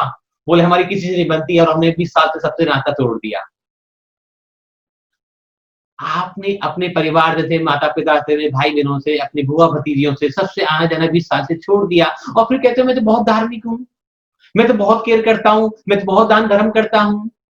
तो जो आज मुझे बात इसलिए वो याद आई कि वो डॉक्टर साहब जो बात कर रहे हैं ना कि परिवार तक से जब तक आपका साथ नहीं होगा तो बीमारियां तो आती रहेंगी, आप कुछ नहीं कर सकते। तो प्रभु की भक्ति भी उस समय कोई काम नहीं आएगी, उस समय के मेरे कोड भी काम नहीं आएंगे। उससे पहले सबसे ज्यादा जरूरी है आपका अपना परिवार, आपके अपने रिश्ते। तो डॉक्टर साहब ने आज जो ये सब जानते हैं ऐसा करना चाहिए, सबको पता है अपने माता पिता की सेवा करनी चाहिए, भाइयों से बना के रखनी चाहिए, लेकिन हम समझते नहीं है, भूल जाते हैं, और इस चकाचौंध में तो इतना भूल गए कि हमने रिश्तों को ही विस्मृत कर दिया। तो डॉक्टर साहब ने आज उस टॉपिक को दोबारा जगा दिया, उनके लिए बहुत बहुत धन्यवाद। प्रणाम उनको हृदय से कि हमारे सभी लोग, बहुत सारे लोग फेसबुक पे भी देख रहे हैं इसको, यूट्यूब पे भी कम से कम हजारों लोग देखते हैं इस वीडियो को। अगर आपके माध्यम से एक अच्छा मैसेज जाता है, क्योंकि हम कहते हैं कि लोग क्या समझते हैं आपका तो काम यही है, आप तो ऐसी बात करते रहते हो, लेकिन आज अगर कोई एक दूसरी फील्ड से आकर व्यक्ति अगर ये बात कहता है तो निश्चित ही ये हमारे ज्योतिष शास्त्र के लिए भी बहुत गर्व की बात है। और 20 साल से प्रैक्टिस करने के बाद, मेडिकल लाइन में होने के बाद अगर वो ज्योतिष सीख रहे हैं तो निश्चित ही ये हमारे लिए और गर्व की बात है। एक हमारे मेरे मित्र हैं, आर्मी में डॉक्टर हैं, वो डॉक्टर निमेश रॉय, और साल में 1-2 बार ही मिलते हैं, ज्यादा तो हम मिल नहीं पाते। वो कभी कभी छुट्टी पे आते हैं, दिल्ली से बिलोंग करते हैं, और जब भी आते हैं कोई दवाइयों की बात नहीं, कोई डॉक्टर की बात नहीं, उनको सिर्फ ज्योतिष पर इतना इंटरेस्ट है। और आज उनकी जवान में मैं वो सुन नहीं रहे, यहाँ है भी नहीं, लेकिन इतना बिलीव है मुझे उनके ऊपर। हम उनसे कहेंगे कि डॉक्टर साहब आज बहुत हेडेक हो रहा है, आज कोई दवाई बता दो, आज तो आज गला बहुत खराब हो गया है तो दवाई बता दो, कभी दवाई नहीं बताते। गरारे कर लो, चाय पी लो, ऐसे कर लो, मतलब जो देसी नुस्खे जो मम्मी दादियां बताती हैं वो नुस्खे बताएंगे। मैं क्या तुम्हें दवाई पूछने के लिए फोन करता हूँ या ये नुस्खे पूछने के लिए फोन कर रहा हूँ? बोले बस आप ये कर लो, दवाई मत खाओ और ठीक हो जाओगे। उस बंदे की वास्तव में मैं जितनी तारीफ करूँ उतनी कम है कि वो डॉक्टर होकर भी आज उसकी जवान में इतनी सफा है कि जिससे कह देता है ना ठीक हो जाएगा, वो ठीक हो जाता है, बिना दवाई के ठीक हो जाता है। तो और क्योंकि- एक 1.5 घंटा मेडिटेशन करते हैं आर्मी में रहते हुए भी। तो जो हमारे डॉक्टर साहब हैं, ये मैं तो कल ही पहली बार इनसे परिचय हुआ यहाँ जूम पर ही, तो निश्चित ही ये कोई पुण्यशाली जीव होते हैं ये, कि उस लाइन को में आने के बाद, पढ़ने के बाद भी ये अगर आध्यात्मिक तरफ और स्पिरिचुअलिटी की तरफ बढ़ रहे हैं, समझ रहे हैं, तो निश्चित ही कोई पूर्व जन्म के संस्कार है, पूर्व जन्म का कोई पुण्य के योग है। जो डॉक्टर बनना तो लिखा था, लेकिन संस्कार कुछ बाकी रह गए, तो वहां भी उन्होंने उसको मिक्स कर दिया। और मैं डॉक्टर साहब के बारे में कुछ नहीं जानता, पर लेकिन गारंटी से इस बात कह सकता हूँ कि डॉक्टर साहब जिसका भी उपचार करते होंगे सक्सेस होता होगा, क्योंकि उनकी भावनाएं अपने परिवार के प्रति, लोगों के परिवार के प्रति, अपने माता पिता भाई बहनों के प्रति जितनी अच्छी भावनाएं, जितनी अच्छी फीलिंग्स है उनकी, वो आपको एक नई एनर्जी क्रिएट कर देती है। आपकी जबान में एक ऐसी एनर्जी भर देती है, कहते हैं सरस्वती के वास हो जाता है उनके लोगों के मुंह में, कि वो जिसके ऊपर हाथ रखते हैं, जिसके लिए कहते हैं, वो ठीक हो जाता है। अभी हमारे एक मिलने वाले उनके चारों जन को कोरोना हो गया, और डॉक्टर भी अपना काम कर रहे हैं, हम भी लगातार उनकी हीलिंग कर रहे हैं। बेनिफिट है, रिलीफ भी है उनको। लेकिन एक दिन परसों मेरा मन आया, मैं कह रहा एक बार अपने डॉक्टर साहब से बात करा दूं। तो जो हमारी 10 साल पुरानी हमारी क्लाइंट, हमारी परिवार के सदस्य जैसे थे, वो गुस्सा हो गई, बोले जब तुम्हें इनसे मिलवाना था तो मैं 10 दिन से परेशान क्यों कर रखा था, जब आपको पता है कि डॉक्टर ऐसे हैं और इनके कहने से ठीक हो जाएगा, तो आपको 10 दिन पहले ही मिलवा देना चाहिए था ना। लेकिन नहीं, आपका पुण्य को अब आया होगा।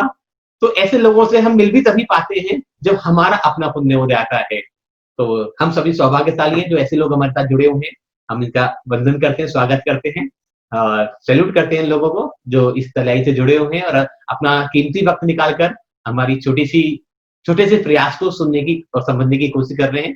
तो आज का टॉपिक हमारा यही था कि हमें भी अपने आप को दीपक की तरह बनाना है, और ऐसे दीपक बनाना है जो सारी जगत को प्रकाशित करे। जब ये दीपक प्रकाशित करेगा, दीपक में केवल की ज्योति आ जाएगी, तो हमारे कोई भी शत्रु नहीं रहेंगे, कोई भी दुष्ट नहीं रहेंगे। और कुछ किताबों में इसके लिखा हुआ है, इसके बारे में, काव्य के बारे में, ये अग्नि को रोकता है। अग्नि मतलब ये फायर ब्रिगेड की तरह काम करता है, फायर एक्सटिंग्विशर की तरह काम करता है ये काव्य। निश्चित ही हो सकता है, कभी कभी तो लगता है कि ऐसा क्यों कहा गया, लेकिन जब उसकी श्लोक के डेप्थ में जाते हैं, गहराई में जाते हैं कि क्यों लिखा गया, कि वो अग्नि कौन सी है, कौन सी अग्नि की बात कर रहे हैं हम। कोई धुआं करने वाली अग्नि नहीं, जो तेल से जलने वाली, पेट्रोल से जलने वाली, केमिकल से जलने वाली अग्नि नहीं। हम तो एक निर्घूम, जो बिना धुआं के और तीनों लोगों को प्रकाशित करने वाली अग्नि है।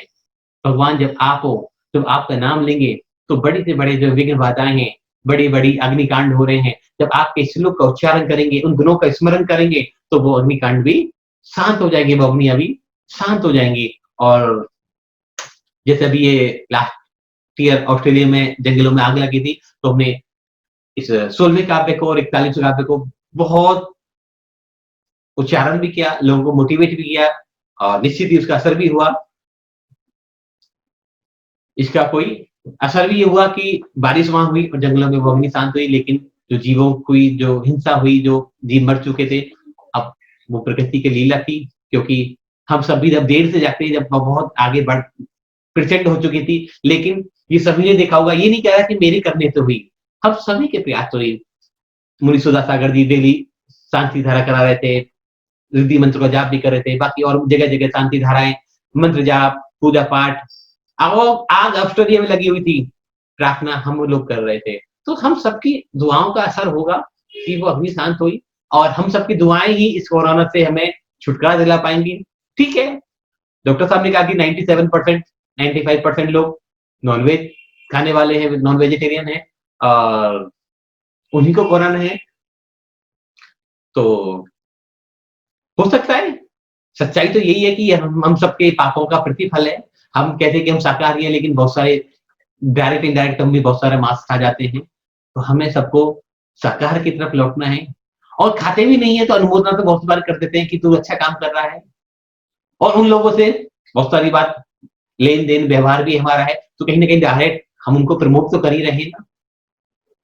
मैं किसी के विरोध करने की बात नहीं कर रहा यहाँ, लेकिन अगर मेरे पैसे से मेरी सेवा, मैं किसी की सेवा लेता हूँ, मैं कुछ सामान लेता हूँ और मैं किसी को प्रॉफिट देता हूँ, और मेरे पैसे से किसी ने मांसाहार किया, किसी ने शराब पी, किसी ने ड्रग्स लिए, तो कहीं ना कहीं पाप का भागी तो मैं भी हूँ। और ऐसे कार्य हम सब मिलकर कर रहे हैं। सार्वजनिक मंच है, तो इसलिए कुछ बातों को ऐसा नहीं बोलना चाहिए, हमें मर्यादा में रहना चाहिए। लेकिन सच्चाई ये है कि मेरे किसी काम कर्म से अगर किसी जीव की हत्या होती है, मैं किसी को टिप के रूप में 200 रुपए दे देता हूँ और वो जाकर मुर्गा खरीद के काट के खा जाता है, तो वो उसका पाप नहीं है।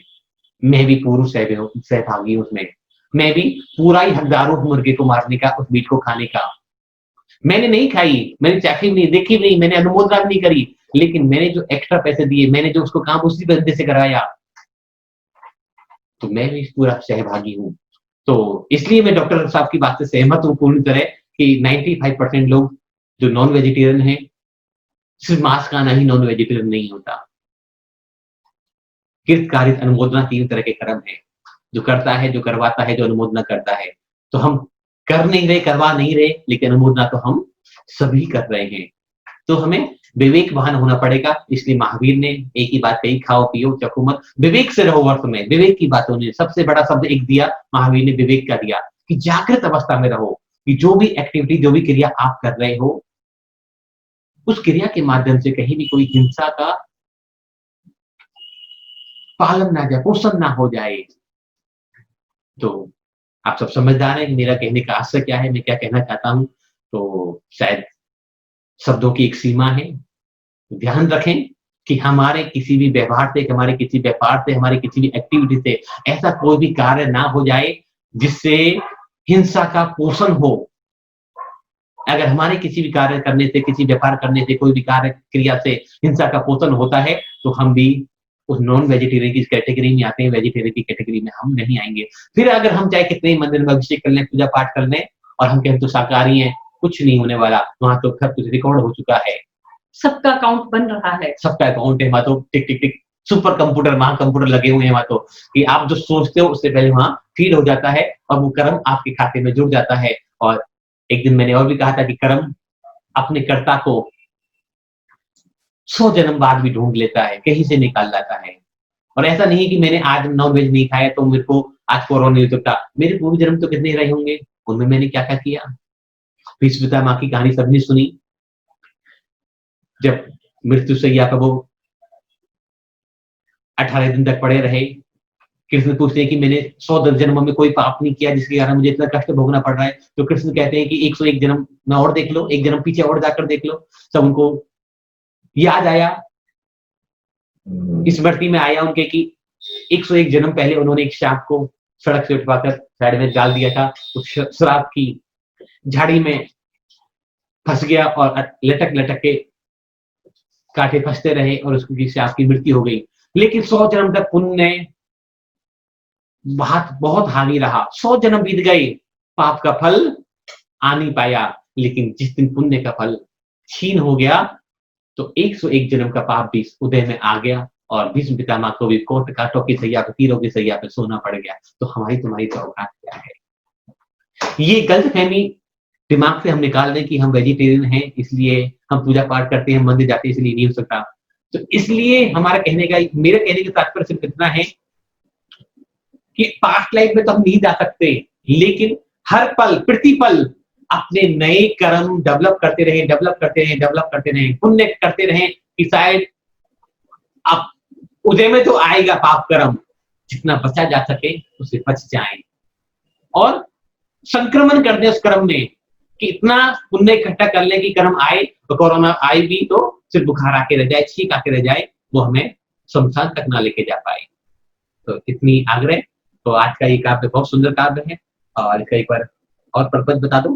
वैसे तो पर्पज दोनों क्लियर हो चुकी है, अग्नि को शांत करने के लिए और शत्रु को शांत करने के लिए, फिर भी जो किताब में लिखा है वो भी आपको एक बार रिपीट कर देते हैं। Chanting of this shloka in the above manner, when chanted with faith and devotion, is extremely useful for extinguishing fire in our environment, which also means that this protects us from any kind of heated argument, negativity, resistance from rivals or competitors and subdues them. तो किसी भी तरह की negativity के लिए, argument के लिए, किसी भी तरह के आपके राइवल्स हो, कॉम्पिटिटर्स हो जो आपको परेशान कर रहे हो, उन सब से आपका व्यवहार अच्छा हो जाए, आपकी सबसे मित्रता हो जाए, वो सब आपके प्रति, आपके जो भी उनके मन में कोई बातें हैं वो सब भूल जाए, वो आपके फ्रेंड्स बन जाए। उनके लिए बहुत अच्छा श्लोक है। किसी को भी ऐसा फील होता है तो वो ये चैंटिंग करे अपनी श्लोका की, तो उससे बहुत अच्छा उनको रिजल्ट मिलेगा। तो समझ में तो आ गया क्यों मिलेगा, ये तो समझ में आ ही गया कि जब हम दूसरे को अच्छी भावना देंगे और हमारे अंदर वो आत्मा को प्रकाशित करने वाले गुण प्रकट होंगे तो कोई भी हमारा बुरा नहीं चाह सकता, कोई भी हमें नेगेटिव विचार नहीं दे सकता, कोई भी हमारा शत्रु नहीं हो सकता, क्योंकि हमारा उद्देश्य तो सिर्फ और सिर्फ एक ही है, अरिहंत बनना है, हमें अपने सारे शत्रुओं पर विजय पाना है, अरिहंत बनना है और सिद्ध बनना है। इसके बाद आगे हमारा कोई भी उद्देश्य नहीं है, कोई भी लक्ष्य नहीं है। जो संसारिक क्रिया कर रहे हैं, जैसे हमारी बहन मंजू जी ने बताया कि हम राग देश में फंसे पड़े हैं, ठीक है, ये हमारी व्यवहारिक क्रियाएं हैं, लेकिन टारगेट तो सेट कर सभी ने कर ही रखा है ना। कोई ऐसा है जो बिना टारगेट के बैठा हो? और भक्तामर में जो बैठ गया, इस गाड़ी में जो बैठ गया, आज 16 काव्य पूर्ण हो चुके, लगभग 33% भक्तामर पूरा हो गया। तो अंतिम उद्देश्य तो सिर्फ एक ही है, तम मान तुंगम अवशाम समुपैति लक्ष्मी, कि जो यहाँ तक पहुंच गया वो एक दिन अवश्य ही मोक्ष लक्ष्मी को प्राप्त कर लेगा। ऐसा तो स्तुतिकार कह रहे हैं कि जो उसको पढ़े लेगा, बोलेगा, उच्चारण करेगा, कंठ में धारण करेगा, तो एक दिन उसको मोक्ष लक्ष्मी की प्राप्ति अवश्य होगी, मैं गारंटी लेता हूं। ऐसा तो मानतुम स्वामी ने कहा है। तो जो इस गाड़ी में बैठ गए वो मन में कोई भी शंका ना रखे कि हम तो नहीं पहुंच पाएंगे।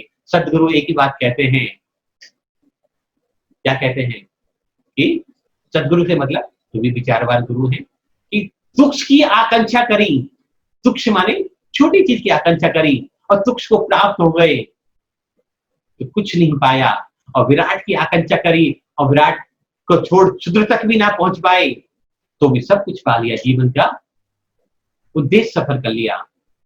जैसे मैंने कहा कि मुझे मारुति 800 मिल जाए और प्रिया कहती है मुझे तो लिम्बोर्गिनी लेनी है। अब मैंने तो मारुति 800 ले ली और मैं प्रिया का मजाक उड़ा रहा हूँ कि देख मैं तो ले आया, तेरी लिम्बोर्गिनी कहाँ रह गई। आ रही है। लेकिन ये विचार बहुत बड़ा है कि विराट की आकांक्षा करी कि अभी मैंने छोटी चीज की साइकिल मांगी, मोटरसाइकिल मांगी, मारुति मांगी तो मुझे मिल गई, तो कुछ नहीं मिल पाया। तो एग्जाम्पल है, हमें कोई गाड़ी हमें हर समय लक्ष्य एक ही रखना है, चाहे संसार में कितनी भी ऊंजे रहे, क्योंकि परमात्मा तू और मैं सिर्फ एक ही है। फर्क इतना है, तू जा चुका, मुझे जाना है। जो तेरा वर्तमान है वो मेरा भविष्य है और निश्चित ही होगा, और गारंटी है परमात्मा। तो से जब भी मंदिर खुल जाएंगे तो दर्शन करने आप जाएंगे, सभी मंदिर खुल रहे हैं, कल से खुल जाएंगे, तो आपको यही वहां पर जाकर फील करना है कि तू नहीं बैठा यहाँ, आंखें नहीं बंद करनी है, आंखें आपको बताया है मैंने, आंखें खोल के देखना है कि इस प्रतिमा के रूप में एक दिन मैं ऐसे विराजमान हो जाऊंगा। तब फायदा है यहाँ पर, फायदा है दर्शन करने का कि तू नहीं बैठा, मैं तो बस देखने जा रहा हूँ तुझे कि तू ठीक ठाक है कि नहीं है, बस इसलिए आता हूँ, कोई उद्देश्य नहीं है। मैं तो ये जानना चाहता हूँ कि तू यहाँ कैसे पहुंचा। मैं ये देखने आया हूँ भगवान कि तू कौन से रास्ते से यहाँ तक पहुंचा। अब आंखें बंद तो नहीं करेंगे ना, मैं तुझसे कोई भीख मांगने नहीं आया। मंजू जी, हम मंदिर जाएंगे तो आंखें बंद तो नहीं करेंगे ना? मंदिर बिजी है, बिजी है। सब लोगों को जब भी अब दर्शन करने जाएंगे तो आंखें खोल के दर्शन करने हैं। खोल के जानिए कि भगवान मेरा आज सौभाग्य आया है कि मैं लगभग 70-75 दिन के बाद आज तेरे दर्शन करने आया हूँ। ठीक है, मैंने अपने घर को मंदिर जैसा बनाया, लेकिन मैं तेरे रूप से थोड़ा दूर हो गया, तो आनंद से उत्साहित से जाना है।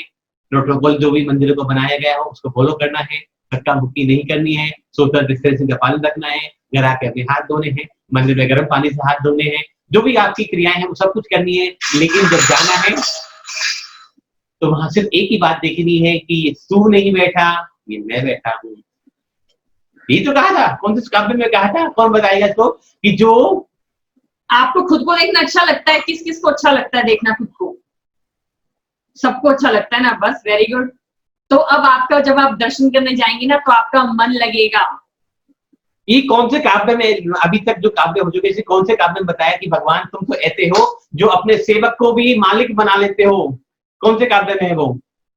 जल्दी बताइए, देखिए जल्दी, टाइम हो गया, हाँ, टाइम ओवर है। ऐसा नहीं होना चाहिए। स्टूडेंट काव्य को काके बताएगा वो, हाँ। कि कौन से काव्य में लिखा कि भगवान तुम कोई ऐसे वैसे व्यापारी नहीं हो, ऐसे वैसे सेठ नहीं हो, तुम तो ऐसे सेठ हो दुनिया के जो अपने घर जो नौकर भी आ जाता है उसको सेठ बना देता है। कौन बताएगा जल्दी से? सब भूल गए? नवनीत जी, वर्षा जी, अंशु जी, दोषी जी, आप किसमें से लिखिए?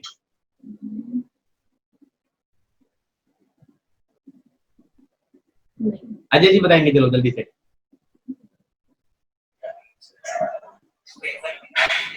अजय जी। हाँ जी, 11 नंबर कहाँ पे? बस कौन से में? 11 नंबर। 11 नंबर सोच लीजिए, देख लीजिए, क्या कहा उसने, बताइए, जाके बताइए। जाके बताइए। हाँ, पूरे काम करना, पूरा जवाब पूरे है, सब आपके स्टूडेंट है ये।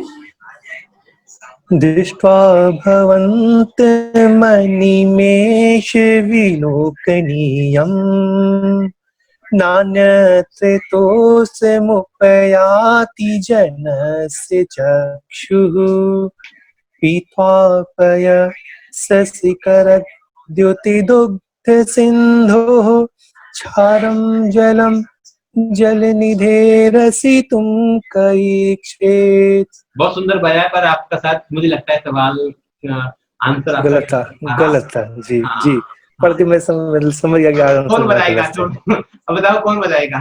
हाँ जी, हाँ दिखाइए जी। किताब रखते हो गलत पढ़ देंगे। हमने बताया कि ऐसा कौन सा काव्य है जिसमें भगवान मानतुंग स्वामी कह रहे हैं कि भगवान आप ऐसे सेठ हो, ऐसे दानी हो कि जो अपनी शरणागत को भी अपने जैसे कर लेते हैं। सब लोग बुक में ढूंढ रहे हैं, सब लोग मेहनत कर रहे हैं। थोड़ी होता है फ्री। आज की बात क्या है? आशु जी। आशु जी,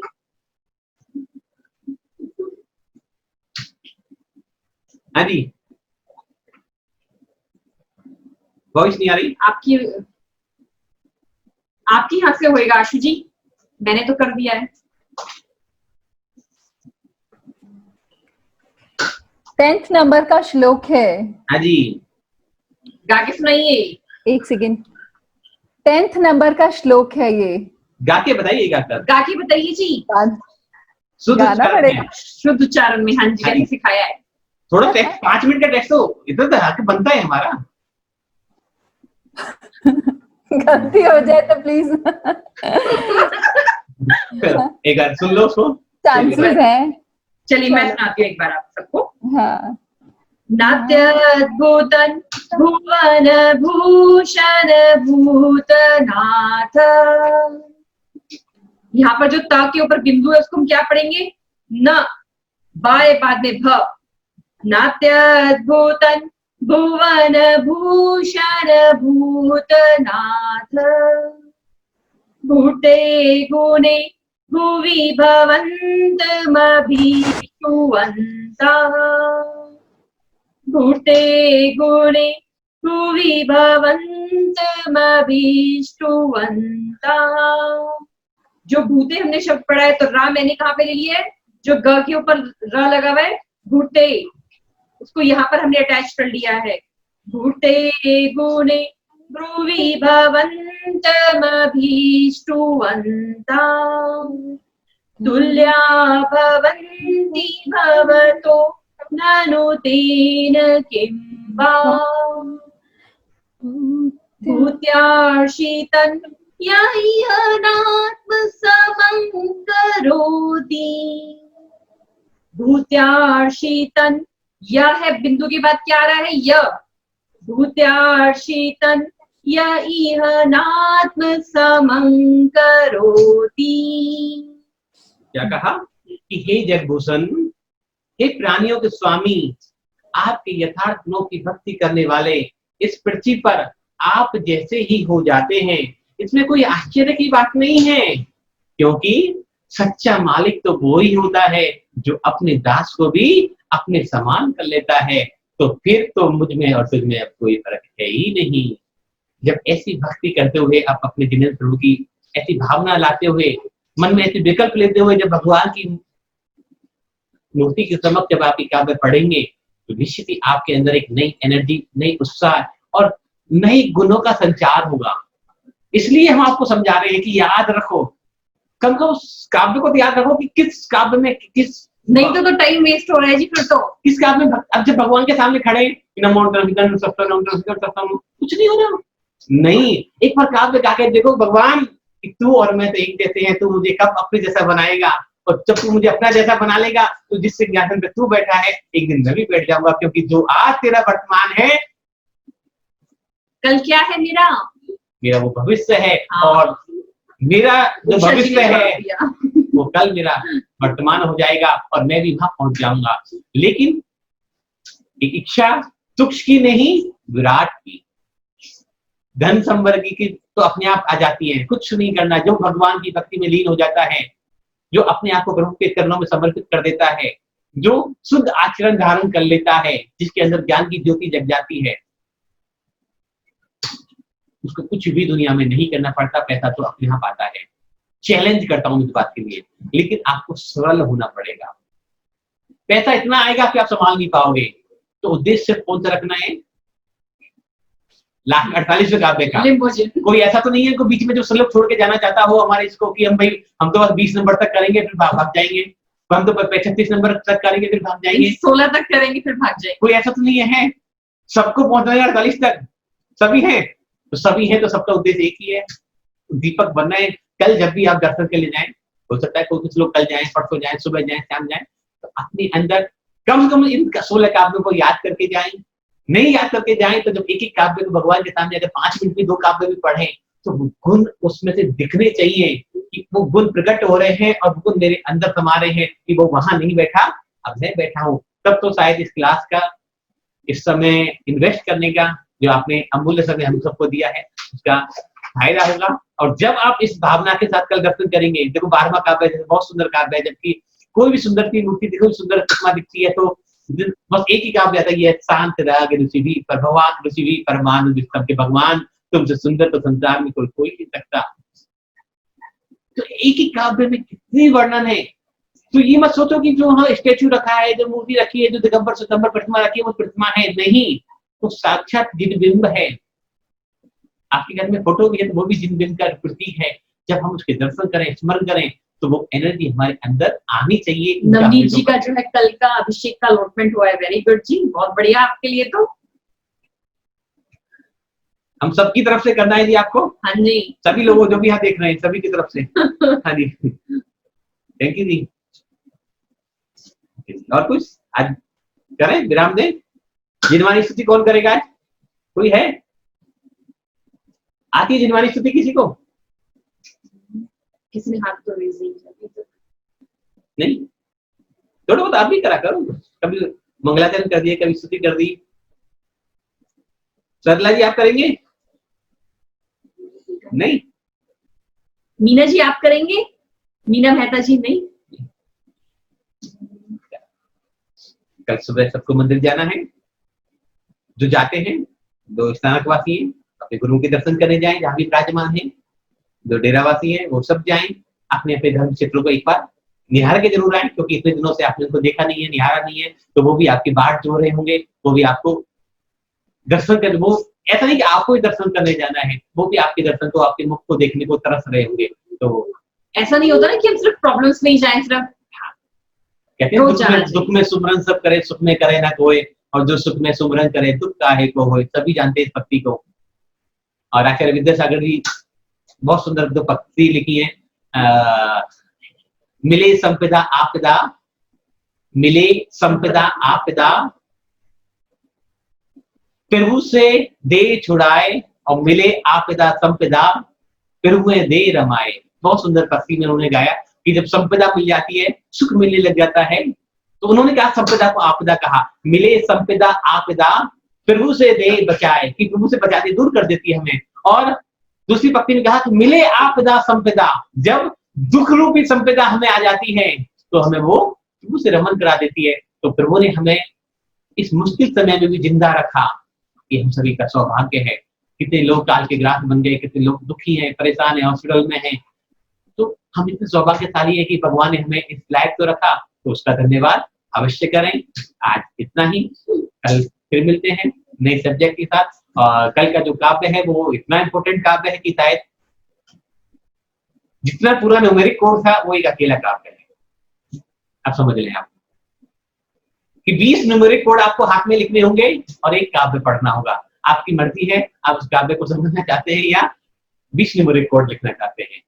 मतलब आपके और हमारी शरीर की आधी से ज्यादा बीमारियां सिर्फ एक काव्य से मिट सकती हैं। उस काव्य के बारे में जानेंगे, समझेंगे, मतलब उसका महत्व और इम्पोर्टेंस उसकी ऐसा क्यों। सभी कल मिलते हैं। तो अभी जिनवानी स्तुति, परमात्मा को नमन। जवानी के ज्ञान ते सूझे लो कालो, सोवानी मस्तक नमो सदा देत हूँ लो। हे जिनवानी भारती तोर जपो दिन रे, जो तेरी शरणा गए सो पावे सुख चैन। उदात जिनवानी माता की जय हो, परम पिता परमात्मा प्रथम तीर्थंकर 1008 देवादिदेव आदिनाथ भगवान की जय हो, जय हो, मान जय हो, मुनि महाराज की जय हो, जय वक्ता हो, मर्मार्थ स्तोत्र की जय हो, जय हो, जय हो। अच्छेमी कुज्जेमी बंदामी नमस्यामि दुःख दुःखकौ कमकौ भोइलाओ शुभैकर्मं समय मरणं जिन्मुक्त सपत्ति हो मध्यम। नमोस्तु स्वामी, नमोस्तु स्वामी, नमोस्तु स्वामी। सभी को सादर जय जिनेन्द्र। सभी के अंदर बैठे हुए परमात्मा को नमस्कार। कल तक के लिए क्षमा।